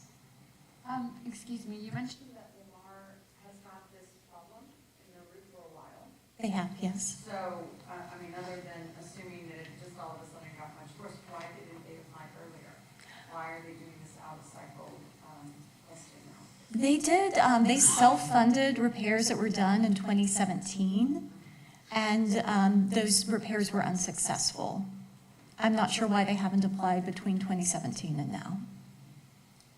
Seems like we're hearing the same stuff again and again. Well, you're gonna pay for this now, or you're gonna potentially pay for it later at a higher cost, so pick your poison. Right, that, in essence, pick your poison, that's the Which issue, one? and it's a relatively small cost, but it sets a precedent that we would have to then live with going I forward, think so. you set a precedent here. It's the same thing, it's just you're giving them more money. Well, for supplemental costs. there's a grant that's already underway, and it's supplemental funding, and there's precedent for doing that on previous projects. There's not precedent for starting from zero, out of cycle completely for Apply emergency it funding. personally, if your roof is leaking, what are you gonna do? You fix it. Well, perhaps we should call for the vote, shall we? Sure. Okay, so let's break the motion into two parts. The committee did not make a recommendation on Part A, which is the one dealing with Lamar County. And here are, is this? Yeah, Lamar County, yeah. The committee did approve the bottom one and recommended that for the commission's consideration, but we didn't take action on the top one, so. And the staff recommendation is there. The move would be to deny the out-of-cycle request. But if someone would like to make a motion.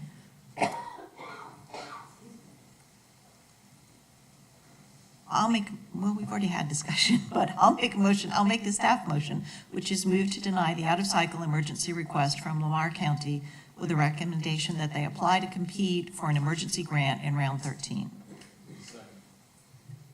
A motion and a second. Any further discussion? If not, I'll call the vote. All those in favor say aye. Aye. Aye. Opposed? No. The motion carries. And then Part B, the committee did recommend that the commission consider the motion on the screen. Move to approve supplemental funding to Lee County in the amount of $2,336,682, which will require a total match of 50% of the project cost, or $2,336,682. I'll move the motion at the commission level. Motion and a second. Further discussion? All those in favor say aye. Aye. Opposed? The motion carries. Thank you so much. Thank you so much. There's a lot of complexity and history to this program, and so I appreciate the discussion. I believe that well, that was on consent. The rules change, yeah. So Thank I you very believe that much. concludes the Architecture Committee report.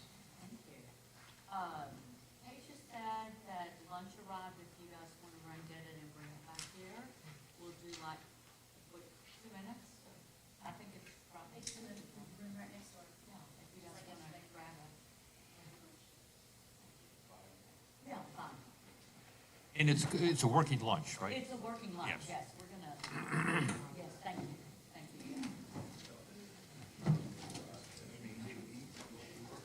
And Mark will give it from here, I hope it's.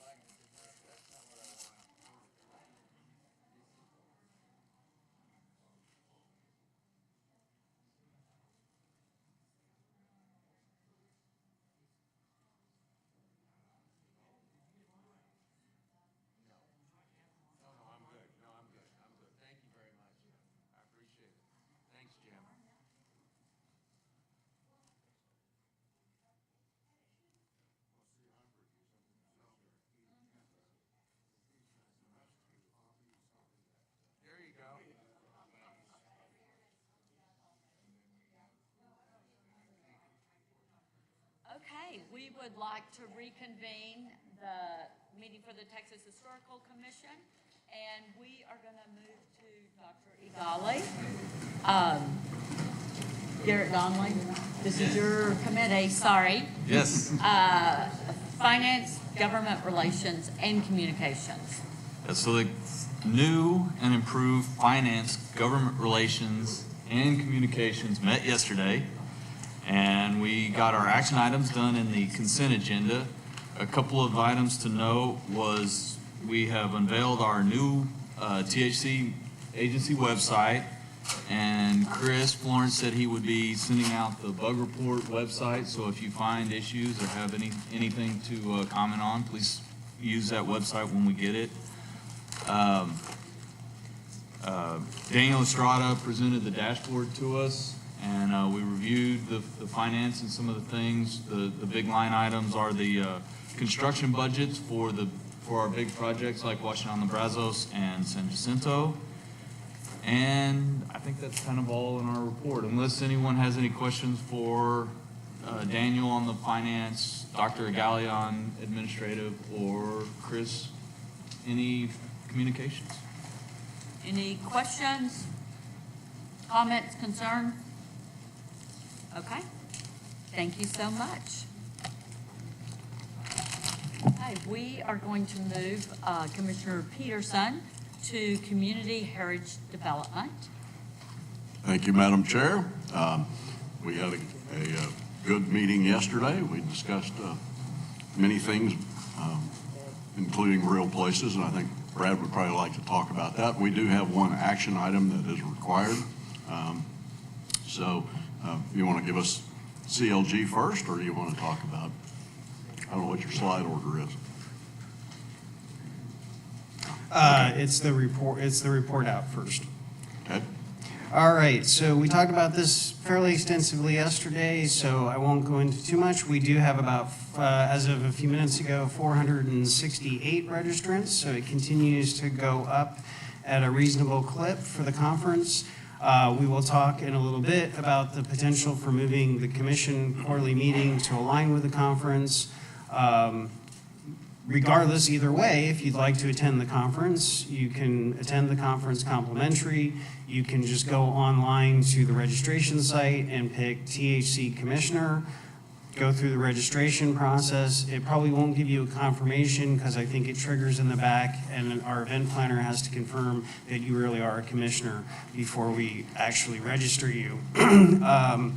So that will go through, and then we do have rooms available reserved for the commission block, particularly if the commission meeting moves. So Paige or Audrey, our event planner, will get information out on that depending on how the rest of the meeting goes.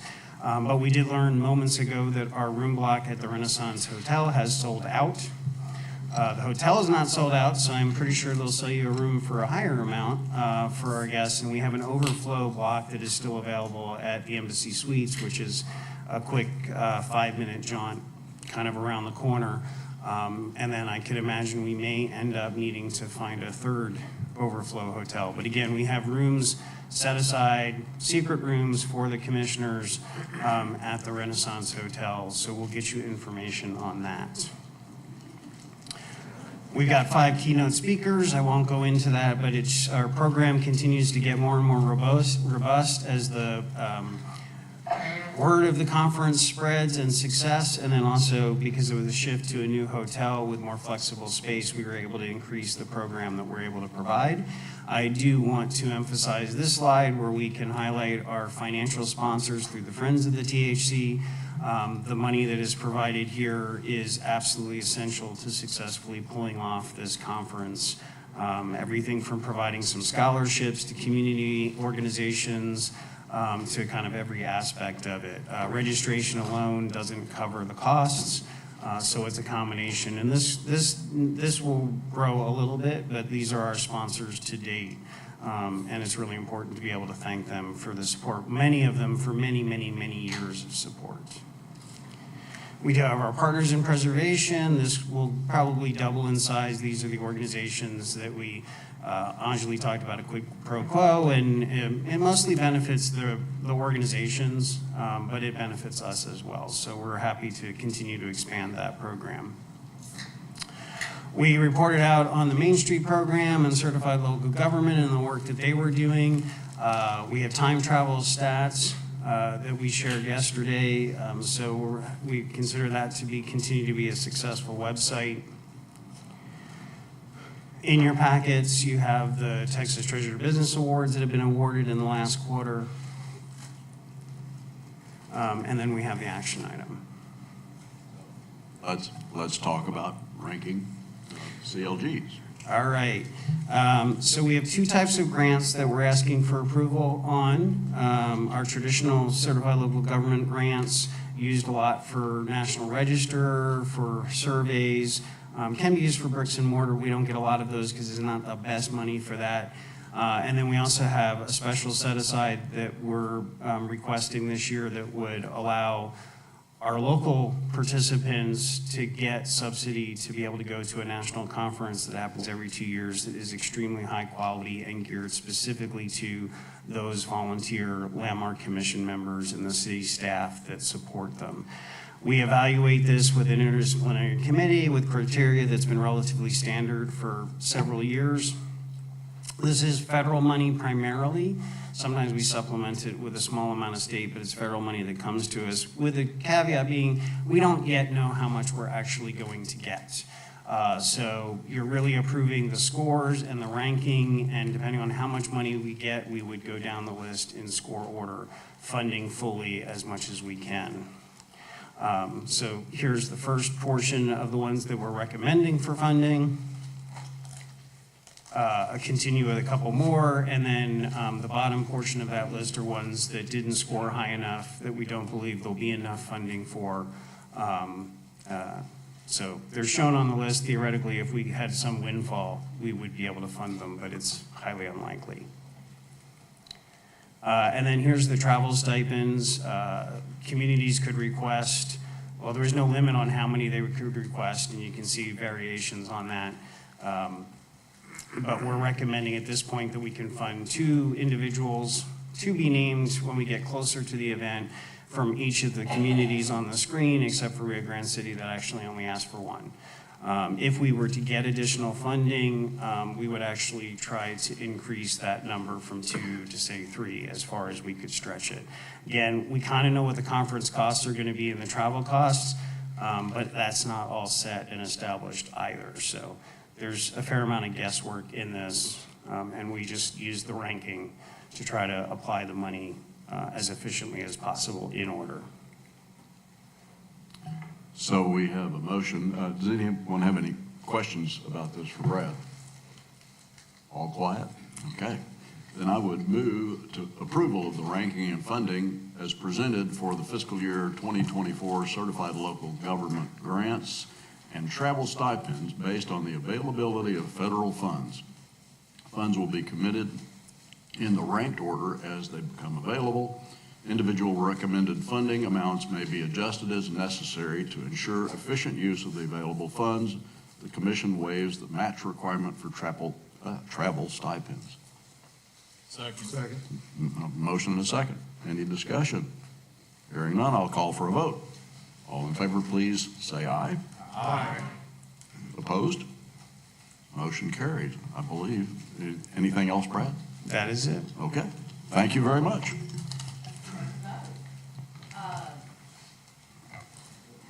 So we are now going to move to historic sites and Commissioner Gray. We had a terrific meeting yesterday. And I'm going to let our director on historic sites to just brief us in a very brief way. And this will be very brief. Acquaint us with what This will we be did very yesterday brief. if we forgot. Yes, just to give everybody an overview, we are proceeding with the acquisition of the land at Goodnight with Anjali in partnership with her.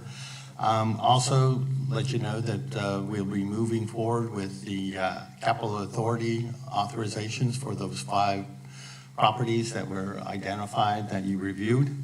The POS system will be moving forward. We've got a deployment February 19th, and we'll report back on the success of that POS system for our retail operation.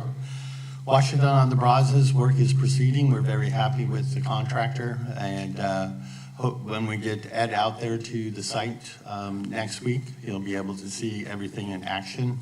We're very excited about the wrapping up of the archaeology and then moving forward with the plan for the reconstruction of the buildings there on site.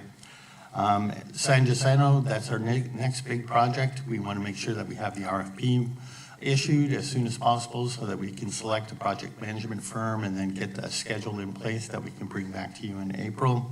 The Longhorn Herd, we're very excited about moving forward with that, and we'll be moving with the property owner to get a draft lease so that we begin to look at it, and then we kind of look at the long-term cost in regards to acquiring that property, and hopefully have some success in briefing the senator and the representatives in that area to get their support moving forward.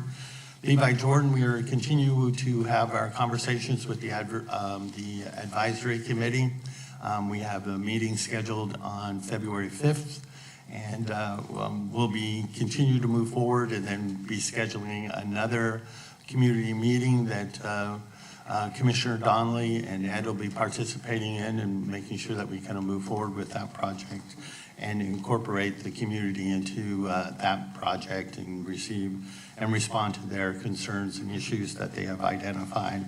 And then I've got staff that'll be scheduled to get out to the Slayton Harvey House to begin that phase analysis.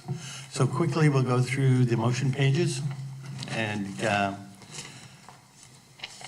right now, we've got the Port Martin Scott that you heard yesterday from Chris Elliott, and the staff recommendation is to move forward with the incorporation of that property into the network. We have a number of action items, and I'm more than happy to make a motion, move to approve Phase 3 analysis as recommended by staff. Great. Motion in a second. All in favor? Aye. The second motion item is where we want to get authorization to move forward with continued negotiation with the University of Texas, San Antonio on incorporating the O. Henry House into operations. And the next is the motion page. Someone like to make this motion? I would. Move that the committee send forward to the commission and recommend approval of staff to move forward with the negotiation of an agreement with UTSA concerning the O. Henry's House integration into the content of our operations. There's a second. Second? All in favor? Aye. The next item is the 3 properties that have requested fee increases.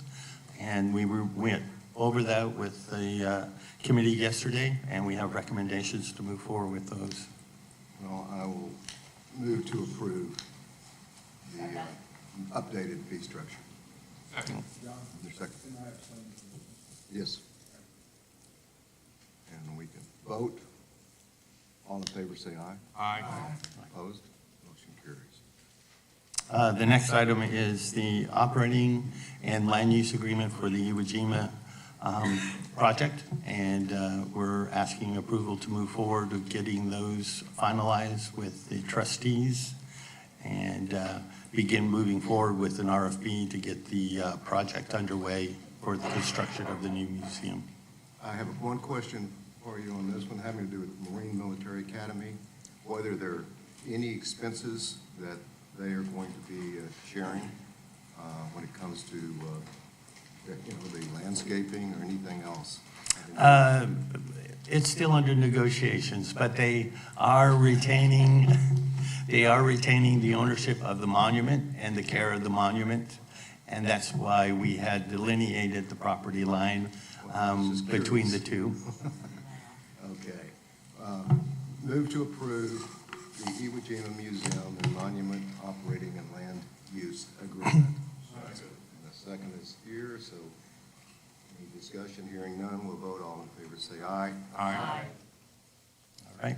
The next is the Presidio La Bahia Foundation, the transfer of assets to the THC. and we went over the buildings and land that would be transferred to us, incorporated into our operations. I think I told you yesterday that we really want to see you acquire those Texas Parks and Wildlife properties. Yes, and we are going to continue our conversations with both TPWD and the county to see what we can do. We just don't want to talk, we want to have some action. Yes, a future action item. I move to approve the acceptance of the property held by the Presidio La Bahia Foundation to be transferred to the Texas Historical Commission. We'll vote. All in favor, say aye. Aye. And then the final item is the update that Anjali presented in regards to updating the naming opportunities for the Washington on the Brazos project. I move to adopt the updated Washington on the Brazos donor naming opportunities plan and authorize the Washington on the Brazos Historical Foundation to use this updated plan in the capital campaign. All right. Motion and a second, so all in favor, say aye. Aye. All right. Motion carries. Thank you. The longest presentation, the shortest. Thank you for all that you do and all of our historic sites. Thank you. Yes, thank you, Commissioner Crane. Thank you, Joseph. Now we're going to move to history programs. Commissioner Garcia. Thank you, Vice Chairman McKnight. We had a very short but highly informative meeting, and our action items have already passed through the overall consent items. It's a report. And I will go ahead and now let our director, Charles Sudnick, to lead us with the reports on what's going on in the history division, history programs, and an update on the undertold projects. Thank you. We just had a short report yesterday where I mentioned an award that the agency received at the National Trust Conference for a project that we funded through grants. I mentioned a new employee we have with the Cemetery Preservation Program and gave an update about our World War I Centennial book. And for our undertold markers reports, I noted that we had more applications this year from more different counties. Commissioner Duda actually asked how many, I think you asked how many undertold markers we have now. Including these 15, we have 251. So actually considerably more than I estimated yesterday. And I just wanted to note we have 4 RTHLs among the 15 this year, so that's wonderful news as well. And if you have any questions about the undertolds or anything else related to the division, I'm happy to answer them. Madam Chair, I know we're in a hurry, but Charles, tell us about the book. Where is the book kept? The book's not complete yet, so it is it's being published by Texas A&M Press, and we're getting closer and closer to finally getting it published. Great, thank you. Anything else? Any other questions for history? We're done. Thank you, Charles. Thank you. Thank you, Commissioner Garcia. We are going to move to the executive committee. So our first action item is the approval of the meeting dates. They've been revised for 2024 and updated for 2025 to be determined at a later date. Brad? Yes, this is an attempt to move it to be the Tuesday, Wednesday of the Real Places Conference, to make it easier for commissioners who choose to stay for the conference and kind of align things. We're able to handle that at the hotel and the facilities. I know that the chairman was very concerned that there'd be a consensus amongst the commissioners to make this move. We did poll commissioners, and Commissioner Burdette was the only commissioner that had expressed a preference for Corpus Christi and the later date in April. We didn't get responses from everybody, but that's what's on the table. And then in 2025, we'd have the first 2 meetings in Austin with the dates set because of legislative session. And then in the near future, one of the next upcoming commission meetings, we'll get locations for the second half and hopefully match the dates that you all potentially approve momentarily. And, Madam Chair, might the concern for Corpus Christi be addressed in scheduling one of the 2025 meetings, not yet location? It's not set, so I'm sure we can add it, consider it. There's been nothing decided at all, so it's an opening for that, absolutely. Right. Okay. So do I have a motion? As recommended by the executive committee, I move to approve the amended dates and locations for 2024 and to approve the dates and locations for 2025 quarterly meetings as noted on the above list. All in favor? Aye. Opposed? Motion carries. And once again, I just want to reiterate that April meeting has been changed to April 2nd and 3rd instead of the end of April in Austin, Texas. Correct, yes. And we'll have, you're welcome to register for the conference. We have the awards banquet that we hope you'll consider attending on that Thursday night to recognize the Preservation Award recipients. Thank you.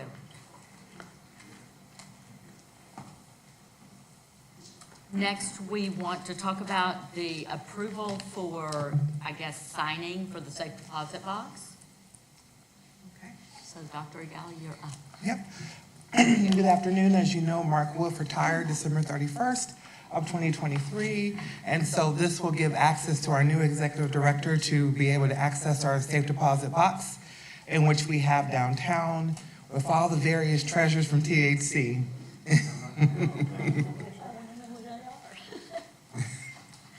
Well, I asked, and they're very interesting, those treasures. Okay, so do I have a motion? Move to approve the effective January 31st, 2024, Ed Lingle replace Mark Wolf access to all safe deposit boxes in the agency's name. Second. I'll second, and I have a comment. There are gold coins in one of the safety deposit boxes. Oh, can I have access?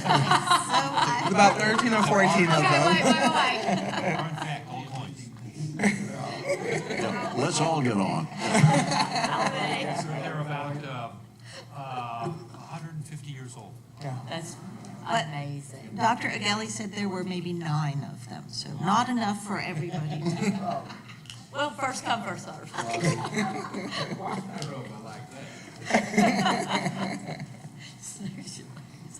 Okay, so we have a motion, we have a second. It's been approved. All in favor?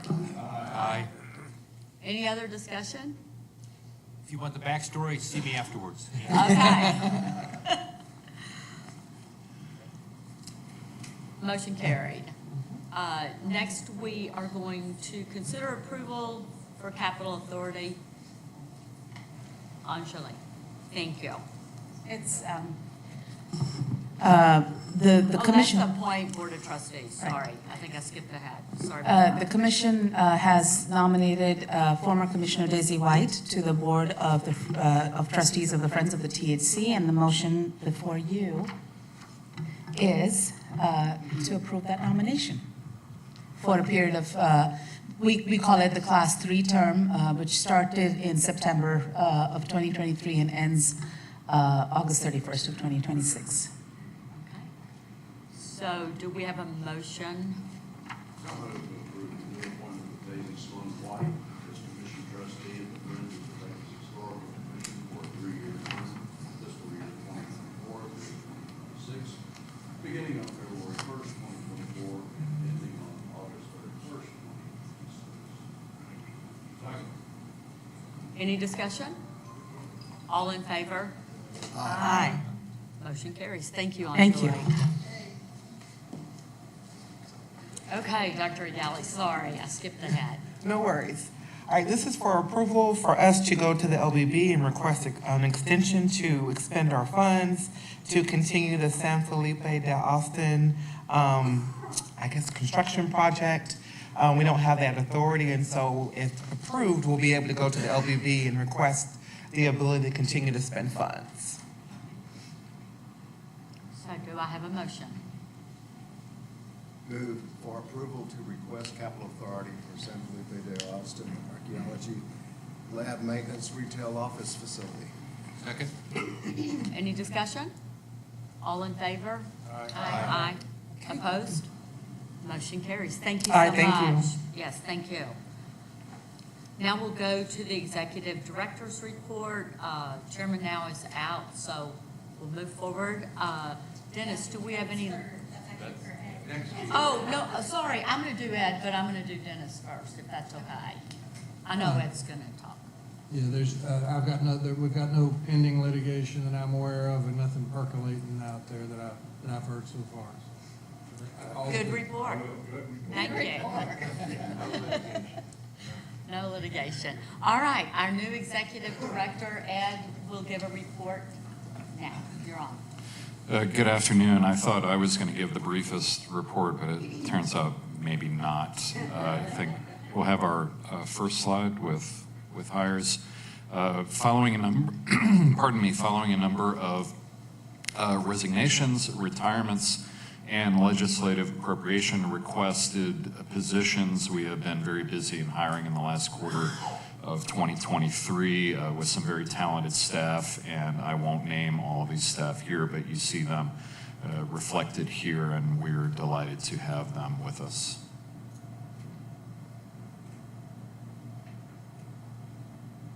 Next slide.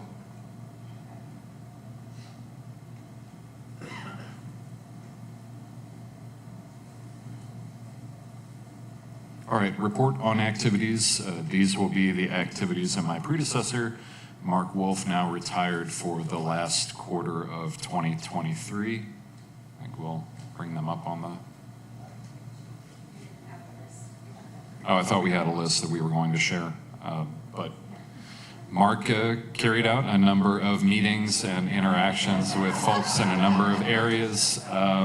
And we don't have it here, but if you would like a list of those meetings and interactions, we can certainly share that with you. And that's all I have. Thank you. Okay, thank you, Ed, and we're looking forward to, I guess, the first quarter of 2024. Any other business? I will say we're going to adjourn the meeting. Thank you. Thank you so much. Ed, the time is 12:33.